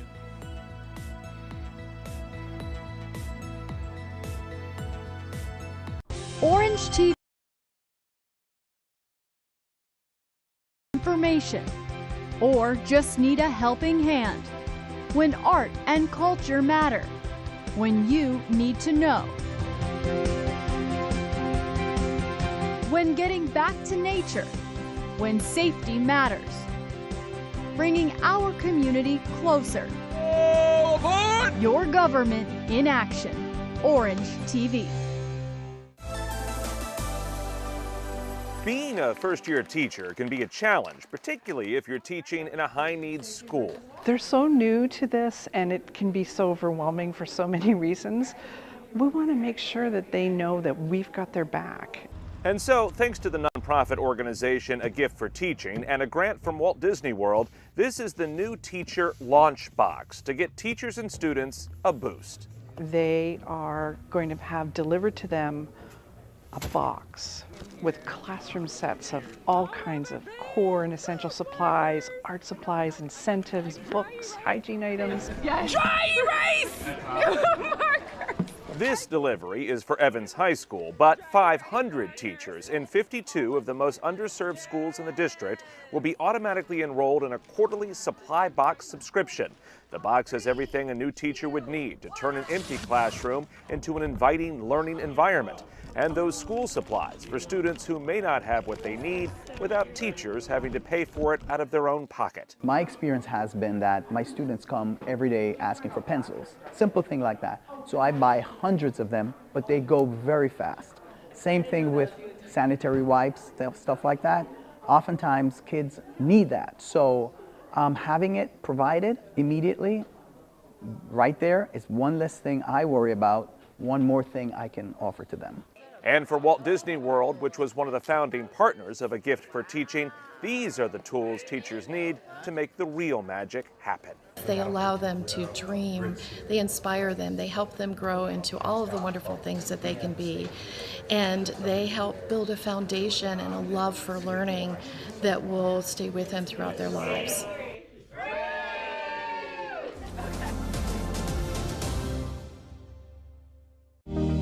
We cannot reduce gun violence in our community without the community. The Orange County Citizen Safety Task Force wants to hear from you. A series of community meetings are being held around the county. Residents can share concerns and suggestions to reduce gun violence and violent crime. We as community members are starting to become basically hostages to our communities. The Orange County Citizen Safety Task Force was first convened in 2020 to reduce and prevent gun violence and violent crime. It's a problem, and we know that it must be addressed. Orange County Mayor Jerry L. Demings reconvened the task force to ensure the recommendations continue to meet public safety needs. And we'll always have to do that, to go back and take a look to make sure that what we're doing is working. We want to invest and work with community-based organizations who are delivering on their promise that they will deliver positive results. We're one of the many organizations and nonprofits here in our community that, we deal with the aftermath of the gun violence and of the trauma that it inflicts on the community. I mean, we also do prevention education. Ultimately, our goal, our vision, our dream is to end violence in our community. The task force is encouraging all Orange County residents to participate in a new survey to improve safety in the community. We use the survey. According to Mayor Demings, the task force will use the data and allocate funds and solutions that are tailored to the needs of the community. I would like to see more stuff for the kids to do, to keep them active, so they can have more of a positive outlook. So I would like to see a community center or something for the kids. The survey is available online until May 12. I work in Pine Hills and Paramore. Former gang member and one of the current leads of the Credible Messengers movement in Orange County, Ruben Saldaña, urged the community to get involved. The fight is always easy when you're a fan sitting on the outside. We need the community to step in the ring with us to prevent the gun violence. Reporting for Orange TV, Ingrid Cotto.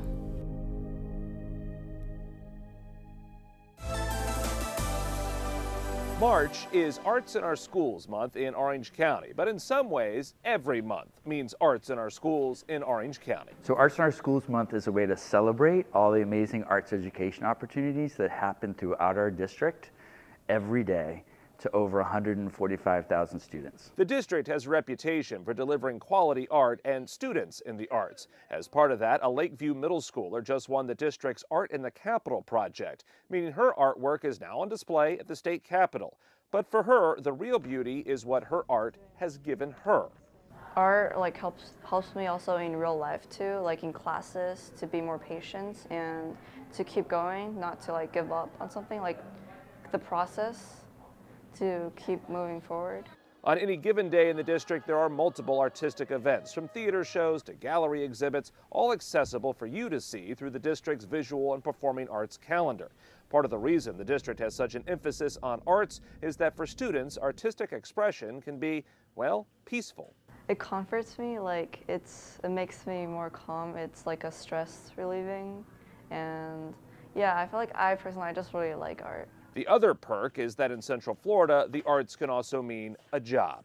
So we know that arts education in the schools provides students with the opportunity to be competitive in a very robust arts entertainment industry that's right here in Central Florida and across the country. So while we're wrapping up March, the official designation of Arts in Our Schools, the real recognition happens every day, all year long, in classrooms across the district. I mean, it's amazing what our kids do, and that's because they have incredible teachers that guide them through that process of learning about arts education. It's also because we start them in kindergarten. So our students are excelling because they have the arts education all the way from kindergarten all the way until they graduate available to them. And that's why our kids do such an incredible job here in Central Florida and beyond.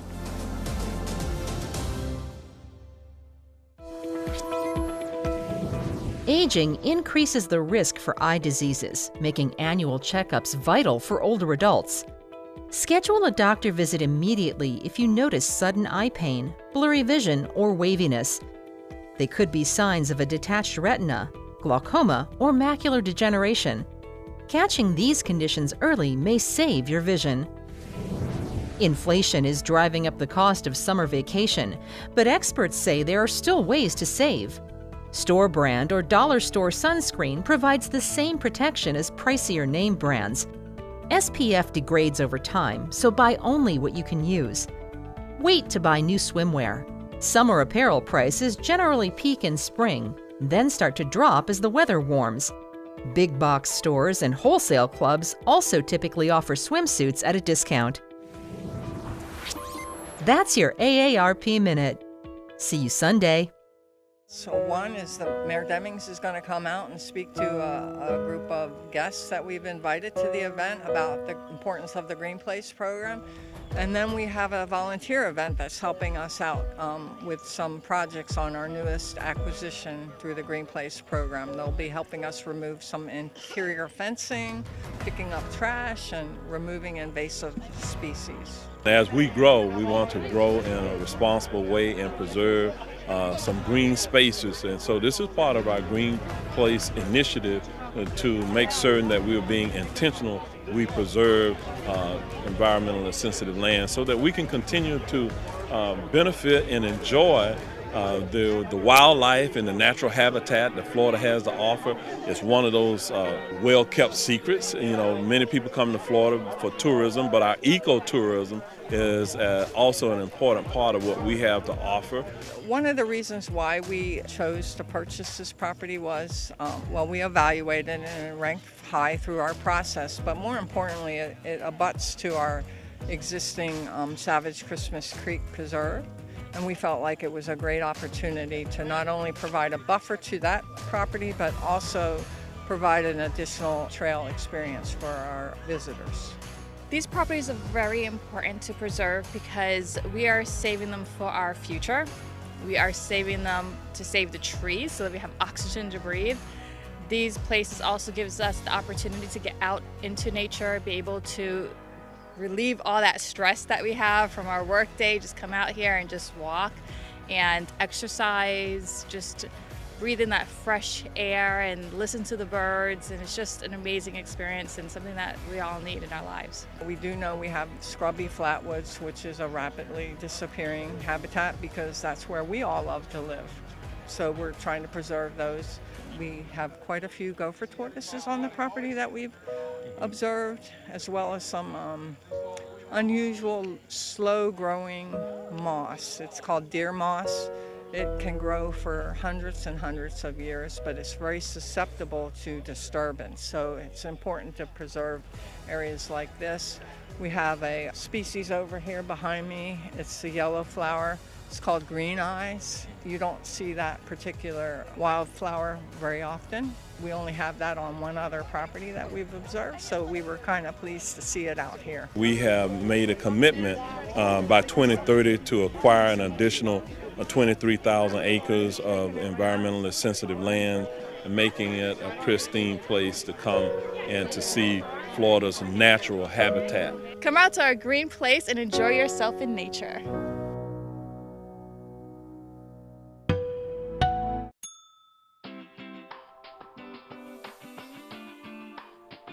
Hi, everybody. Welcome to Cafe. I'm Clarence Reynolds. And I'm Allison Godlove. It's great to be back with you to share all the fun and exciting events happening this week. I had a chance to visit the Orlando Museum of Art and learn about the Florida Prize of Contemporary Art. Take a look.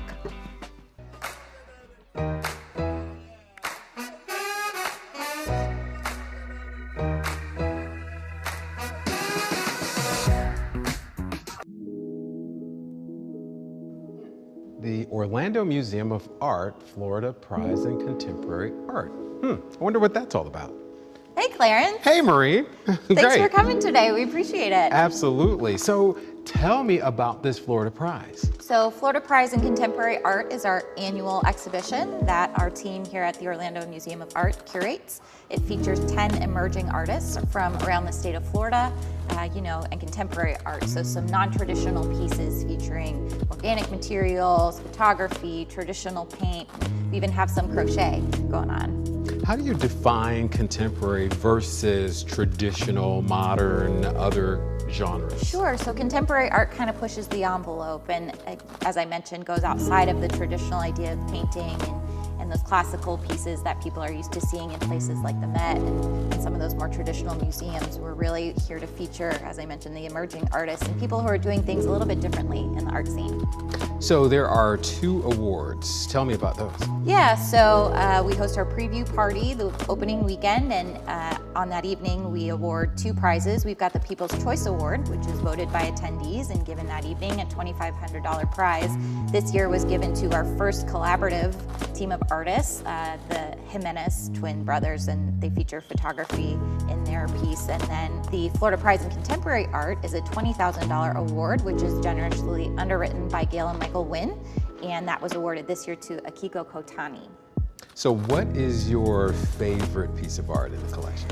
Let's see, I mean, it's hard to pick just one, you know, they're so different, all of them, but I'd say Cara Despain, who's featured. She has a uranium glass piece, which is exceptional, and then also Amy Schissel, who's our largest piece in the exhibition all along the back wall. Just really incredible works this year. So where do you suggest I start? You should start over here with Magnus Soderman. He's a classic Florida artist, features some pieces from the Everglades, and then I'll meet you over back and we can look at Akiko's award-winning work. All right, great. Thanks. Thank you.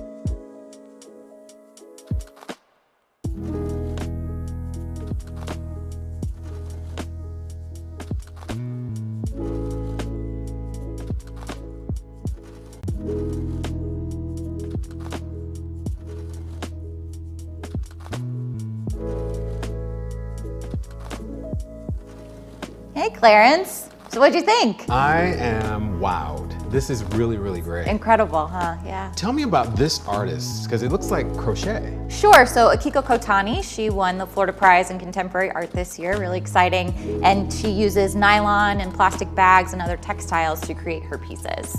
So I'm imagining that there's some sort of message Yeah, behind of this art. course. So she pays homage to women and all of their accomplishments throughout society, and just tries to bring recognition to their achievements, which have been undervalued throughout time. You know, as I walk through the collection, I noticed that everything is so different. In contemporary art, things are so different. How did they curate this? Where did they find these artists? Yeah, so our curatorial team works really hard throughout the year, traveling all across the state and visiting different exhibitions and museums and galleries, and ultimately decides on 10 artists who are emerging and really kind of pushing the envelope of contemporary art, featuring unique pieces and works. Well, I'm going to continue looking around because I love it. Yeah, there's so much to see. We appreciate it. Enjoy. Thank you for showing us around. Thank you.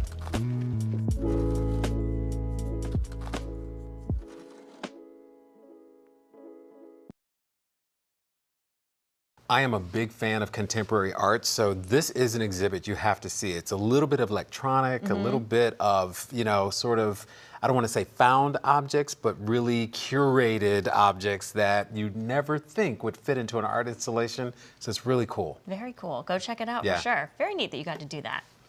The Central Florida Employment Council is hosting the Central Florida Employment Council Job Fair on July 12th. It will feature nearly 100 employers offering thousands of job openings in various industries from around the Central Florida region. You're encouraged to dress interview ready, bring plenty of your resumes too. It takes place from noon until 4 at the Orlando Fairgrounds. The Central Florida Employment Council has been part of the community since 1994. It's a nonprofit organization matching employers with job candidates online and in the community. Every second Friday of the month, you can enjoy Art in the Alley in downtown Mount Dora. And on July 14th, the event takes place from 6 until 9 along North Royalou Lane. This is your chance to enjoy and check out affordable art from local artists. Mount Dora Center for the Arts uses this event to support emerging artists, and admission is free, and there is no fee to set up, show, or sell your creations. You can learn more at mountdoraart.com. Oria will be performing at the Blue Bamboo Center for the Arts on July 12th. Oria is co-led by the Catalan-Spanish singer and multi-instrumentalist Ona Curie and Colombian-American bassist Alejandro Arenas. Oria is the Spanish word for where the ocean meets the sand, which represents the combination of these musicians. The multicultural sound is created through Latino and European roots mixed with American culture. You can get tickets online at bluebambooartscenter.com, or you can get them at the door. The doors open at 7:15. The performance is from 8 until 10. On July 15th, head over to the Avalon Park Arts and Culture Center for a family fun day to make tie-dye shirts. The workshop will guide you through making a plain white shirt a work of colorful and wearable art. Admission to the workshop includes all materials, so sign up at avalonartscenter.com. Gabe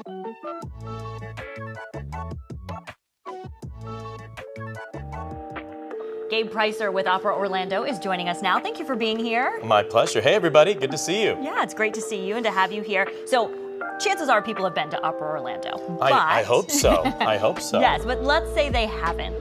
Talk to me Right. about just how wonderful it is and why people should make this season part of their schedule. So many reasons. I think the number one reason is our relatively new venue, Steinmetz Hall. I know it's been open for a year and a half now, but it is a game changer. It has been a game changer for the opera. And it's acoustic hall. It's a real opera house built for opera. You hear the voices perfectly without microphones, without amplification. You hear the orchestra, every instrument in the orchestra, you hear it perfectly. So you get to listen to these Puccini masterpieces like Tosca that we have coming up in the way they're supposed to be heard. Not to mention, it's just a beautiful venue aesthetically, too. Right in the heart of downtown, we really have a crown jewel to all be proud of in our community here in Orlando. Yeah, so special that we have that Absolutely. here in Orlando. So let's talk about the upcoming season, starting with the fact that you can get a subscription. Talk to me about what that is. We got a great subscription package this month, all the way up till July 5th. You get early bird discount pricing. Everyone loves a deal. So you can save up to $65, which is the same as buying one ticket to a production if you purchase your subscription right now. And subscriptions start at only $75. So you're getting 3 shows at Steinmetz Hall, this world-class venue that we just talked about, all for $75. That's great. What a deal. Yeah. And to make the deal even sweeter, because we're all about that, we added on a show back in the Pew Theater, which is the smaller venue there at Dr. Phillips Center. Great little theater, though, very intimate, 300 seats. And you get 10% off to that show as well if you subscribe. So you really could get 4 shows, all for the price of about $150, which is a great deal. Yeah. So our main stage series, we have some real box office hits, Okay. some headliners. Tosca, as I mentioned, by Puccini. Frida, about the Mexican artist Frida Kahlo. It's a biopic of her life story.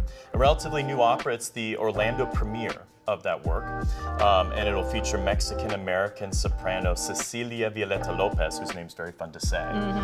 You did a very good job with it as well. I've been practicing, gracias. She will play the title role of Frida, so it's really cool to have a Mexican artist playing a Mexican artist. Yeah.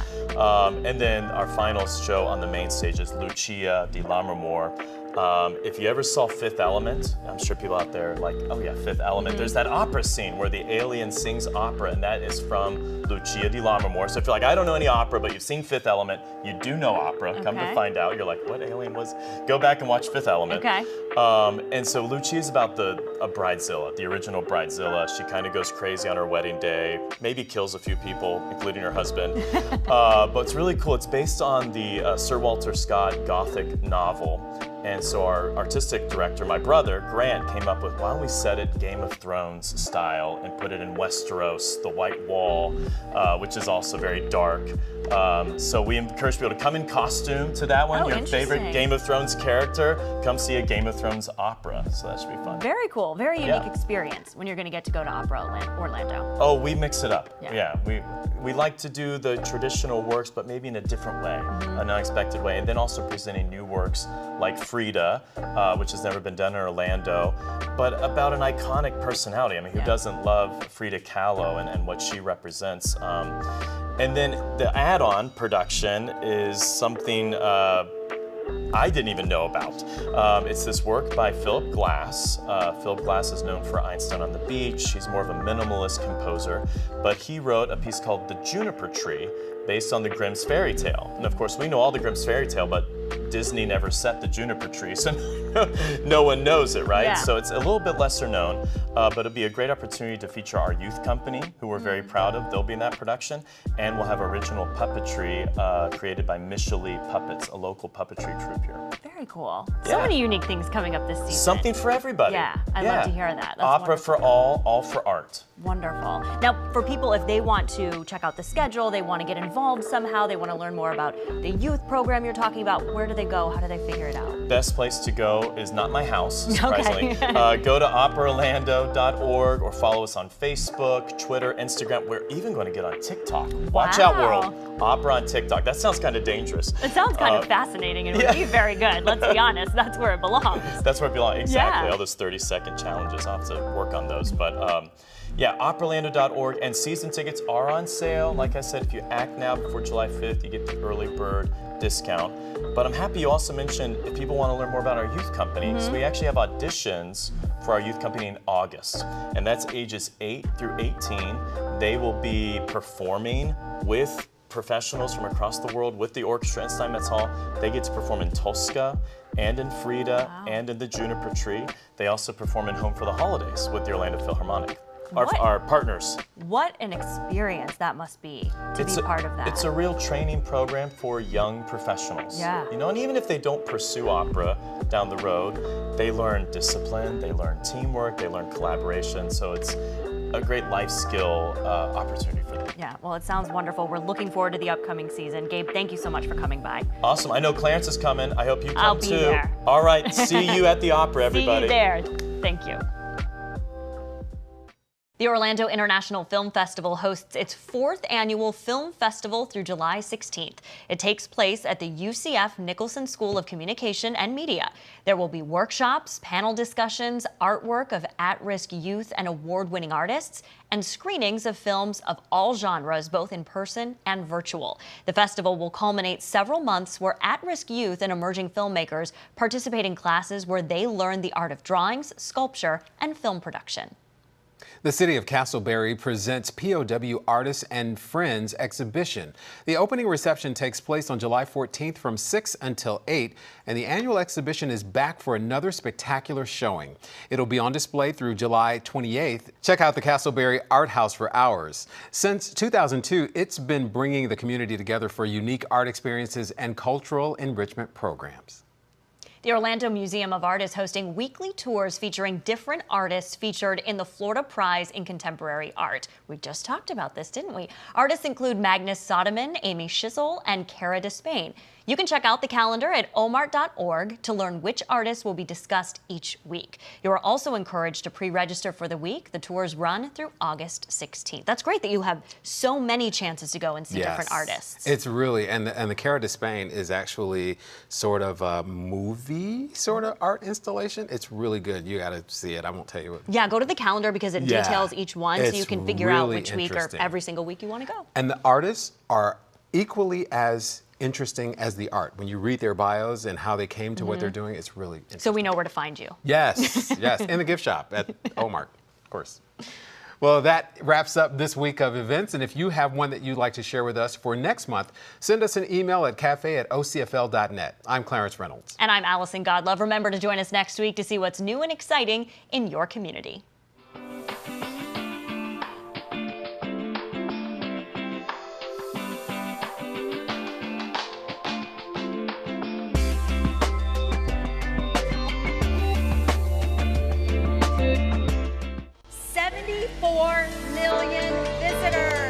Visit Orlando announced 74 million annual visitors in 2022, a milestone near pre-pandemic levels for the travel and tourism industry. Well, 74 million visitors, that translates into probably a $74 billion economic impact on our community. That means that our families get to make more money, to take better care of their families. So our entire community ought to be excited when we have 74 million visitors coming here. The numbers highlight the appeal of Orlando's offerings and marketing initiatives, such as the Unbelievably Real campaign. So at Visit Orlando, a lot of our initiatives are to build a robust campaign all across the U.S. as well as many of our key markets internationally. We have been in New York. We ran a campaign, Winter Doesn't Exist, because we all know by living here, one of our great attributes is our year-long great weather. Business visitation is still in recovery mode. Initiatives like the new virtual clinic at the Orange County Convention Center could boost this sector. This new partnership, Orlando Health, Orange County Convention Center, Visit Orlando, once again shows how creative our community can be. It also emphasizes partnerships. That collaboration partnerships are the hallmarks of what Orange County, what Central Florida, what this region is. In Orlando, the travel and tourism industry generates $67.1 billion. Today's announcement included bright line projections that could strengthen those numbers. You got 40 million people traveling between Central Florida and South Florida annually by car. It's time for a better way to travel. Brightline helps us to create a true mass transit system. And when you think about around the world, all of the major metropolitan communities around the world, they have a true mass transit system. And we're not quite yet there, but Brightline helps us move in that direction. So we're excited. For Orange TV, Ingrid Cotto.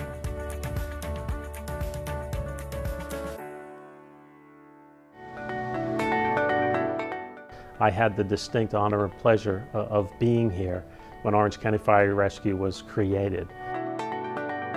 Prior to 1981, there were 14 fire control districts. And I was a member of one of those districts. And that in 1981, through a legislative act, those fire control districts were abolished. And we became the Orange County Fire Department. I can still remember to this day, removing the patch from the fire control district that I had once been very proudly a part of, and sewing on the Orange County Fire Department patch. So there was, if you moved to another station, the first thing you had to do was go to the truck and open all the compartments and see everything where it was at, so you knew when you got on the scene where to grab the equipment. There was no standardization. Before I came into dispatch, they used cards. They had a computer that would look up an address. They wrote all the information on a card, and the card was put in a track and sent to the main dispatcher. All the equipment was on a magnet board, and they would look if it was available. They would dispatch it, and then they would turn it upside down. In 1989, at Christmas, we had a freeze. We had 125 calls that day, which in 1989 was unheard of. It'd be like having 600 today. I was here for the storm of the century in March of 1993. We had a lot of flooding and rain, and trees down, roofs uplifted. I was here for Hurricane Charlie, Hurricane Jean, Hurricane Francis, Hurricane Irma. I still learn something every day. I still enjoy coming to work, and I think it'll be that way till the day I retire.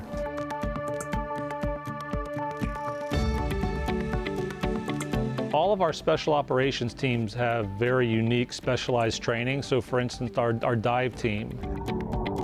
A lot of the calls for water rescue come at night. So we've adapted our training to training in real world conditions at night. We train on a regular basis for building collapse or any other type of confined space or trench call. It's all hands-on training, real-world training. We make it as realistic as possible. That training for special operations is nonstop, year-round. If you're living in Orange County or visiting Orange County, you're not going to get better service anywhere in the country or really the world. So I just got done with class 94. I feel like the instructors stayed hours until we understood what we were doing. Like for me, I'm a visual learner, so if I didn't understand something, they literally made me put my hands on it, showed me how it's done so that way I can understand it versus just talking about it. I'm on my path to become a paramedic right now.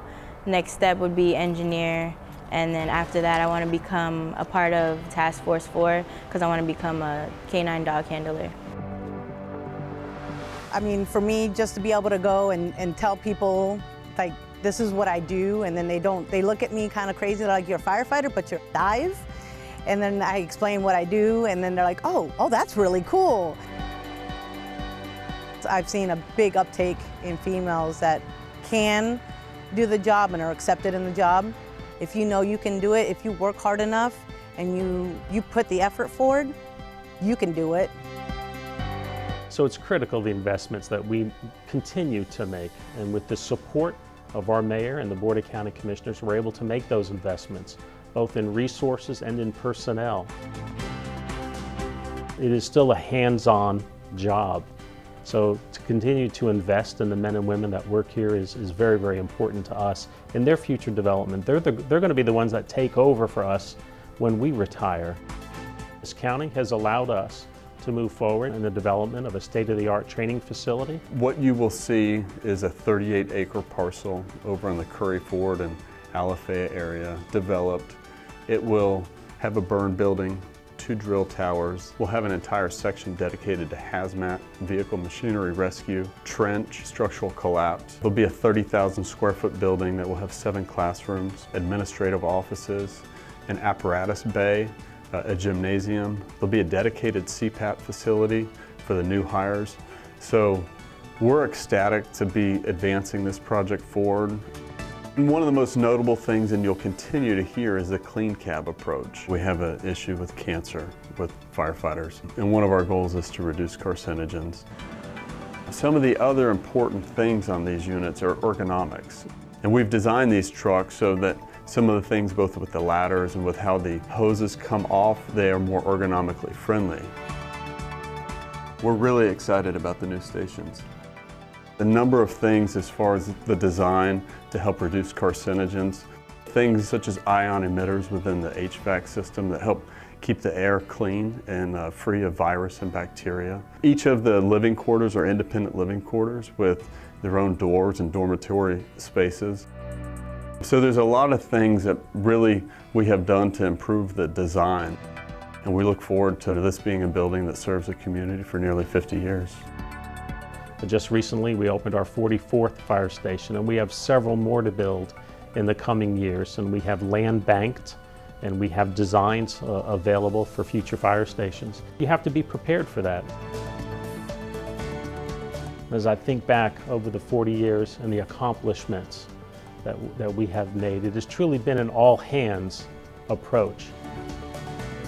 We are one of the largest pre-hospital care providers in Central Florida. We treat and transport more than 200 patients a day.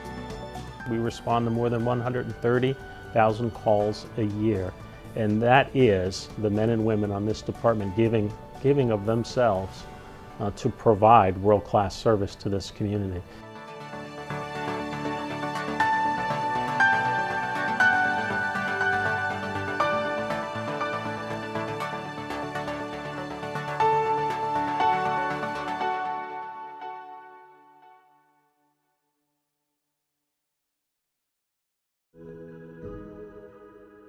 This is the opening of the 2023 Sculpture on the Lawn program. 4 new sculptures that are loaned to us for this year. And tonight we had all 4 of the sculptors here, and we got to meet them and talk with them, and as a group of people that came to look at it, to express what they thought or questions they had. So it was just a fun time of talking about the art. This is something that binds us all together. Everyone can see expressions from around the world with the art that's here. Some of the artists are internationally known. Some of the artists have displays in other countries, particularly in Europe. And so what it means is for every young mind or mature mind, and they have the opportunity to see the dynamics of expression through the art. I think we're definitely on the forefront of being able to bring a little bit more cultural flavor to downtown Orlando, something that we've kind of lacked in the past. And so that's why I'm really excited to see more support for the arts community, the local community, or bringing in different voices from all over the world, because we are such a diverse community, and having the art that represents those people is very important. So Harmony is very minimalist. It's basically just 2 pieces of metal, but that's simplifying the structure and the curvature and the way it forms something that's harmonious. Steampunk Babylon is the total opposite. It has all kinds of little creatures and things you can open and find inside, and so there's really an infinite number of things you can explore with that.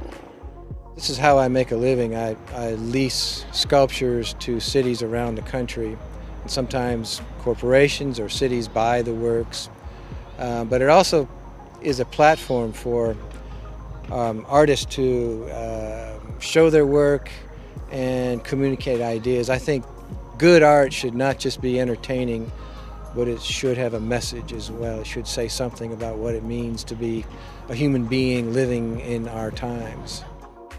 Cutting up, I wanted to do something that was just a celebratory piece. And then I dug into it a little deeper, and I wanted to do something that showed the beauty emerging from something else, you know, like a cocoon, you know. I think it makes you feel good that you can put a message out there that affects a lot of people. And even though it's a real subtle message, I mean, it's not real overbearing, it's not a political statement, you know, it's just lighten up and have a good time. And that's it. But, you know, it does feel good that you can reach that kind of audience with public sculpture.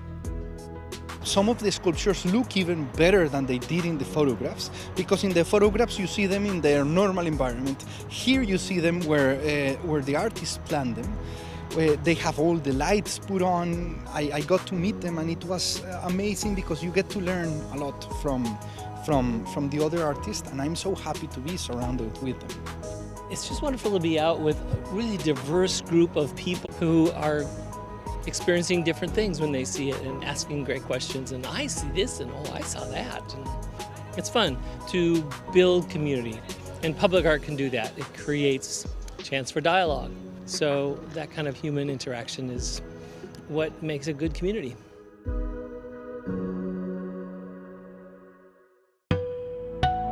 We deliver books, and I was like, what? Let Orange County Library System deliver books and DVDs to your front door. Thank you. Order materials straight from the comfort of your home. Staff will pull, pack, load, and deliver. I use home delivery for myself.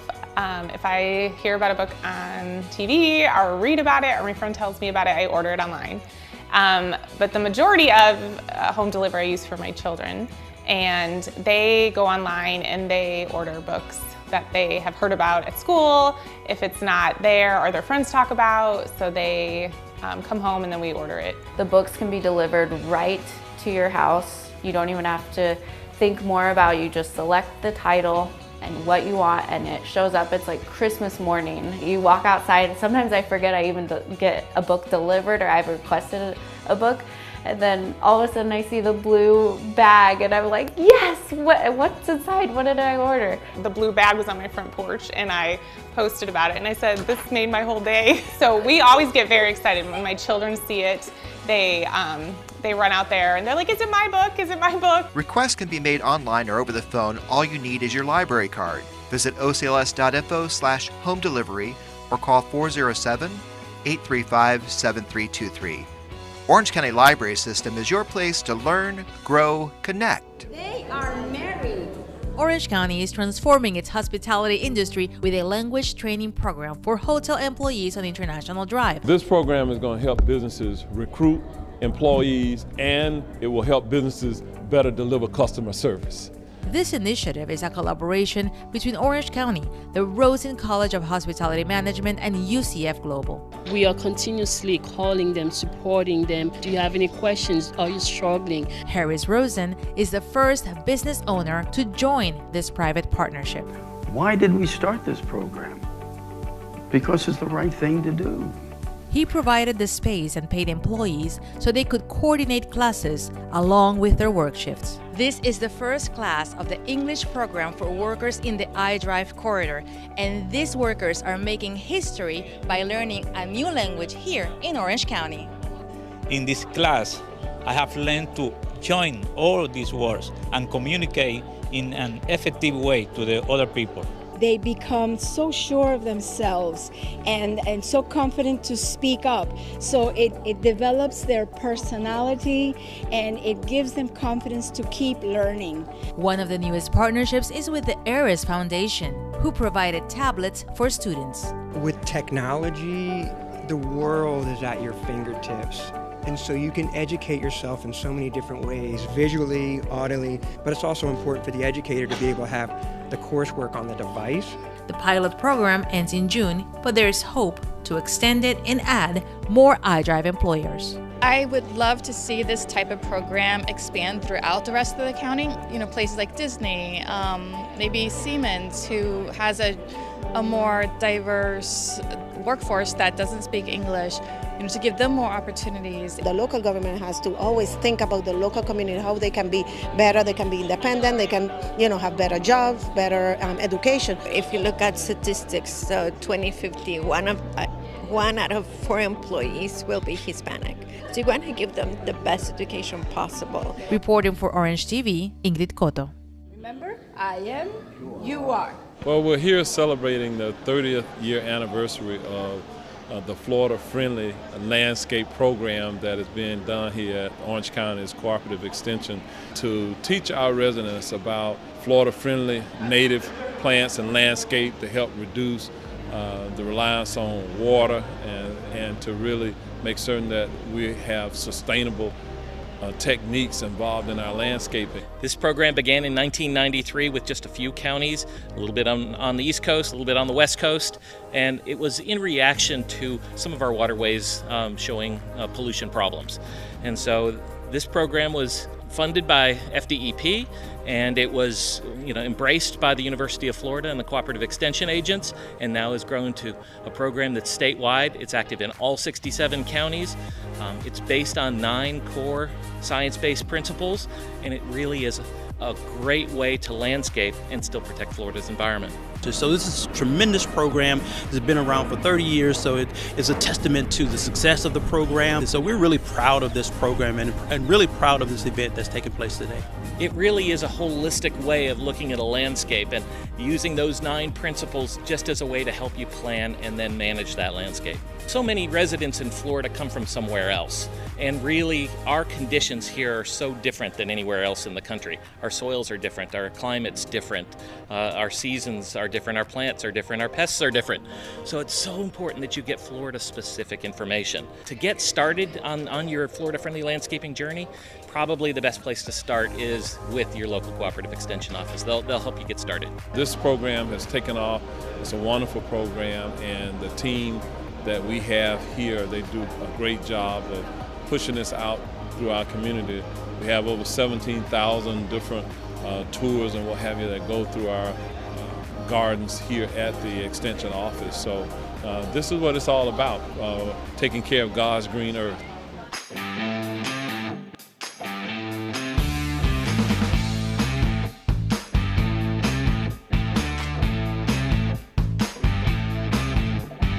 Today we're having a ribbon cutting on our new skate park facility here at Barnett Park. But as you can see with the turnout today, it's really a popular park amenity. Skateboarders often get a bad rap. It's a sport. Now they have somewhere where they can come and have fun. Statistics shows that it does bring down crime rates and mischief. We love it. We get happiness and joy. It's an opportunity to build a passion into a profession. And so when you think about, this is my passion, I have fun, but I can also get paid at doing it, this is an example of investing in our community and investing in our kids' future. This is a $160,000 project that the county has been engaged in, and so you can see there's a beehive of activity going on behind us where these youth and young adults are engaged in this sport. This is a very popular sport amongst young people, and so we wanted to give them a positive place to go to be able to skate safely. It's government and community working together as a team. We had a vision, they had a bigger one, and so to be able to see something we executed over a period of time just through conversations with community leaders is huge, and I think that's how government should work.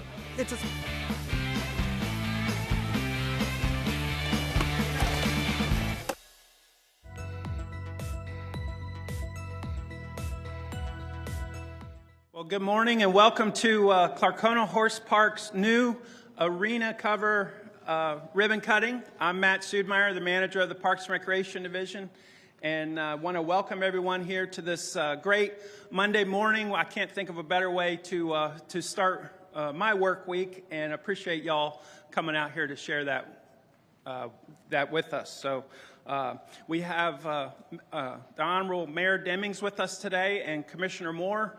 And before they come to the podium, I'd just like to recognize a few people and thank a few people for being here today.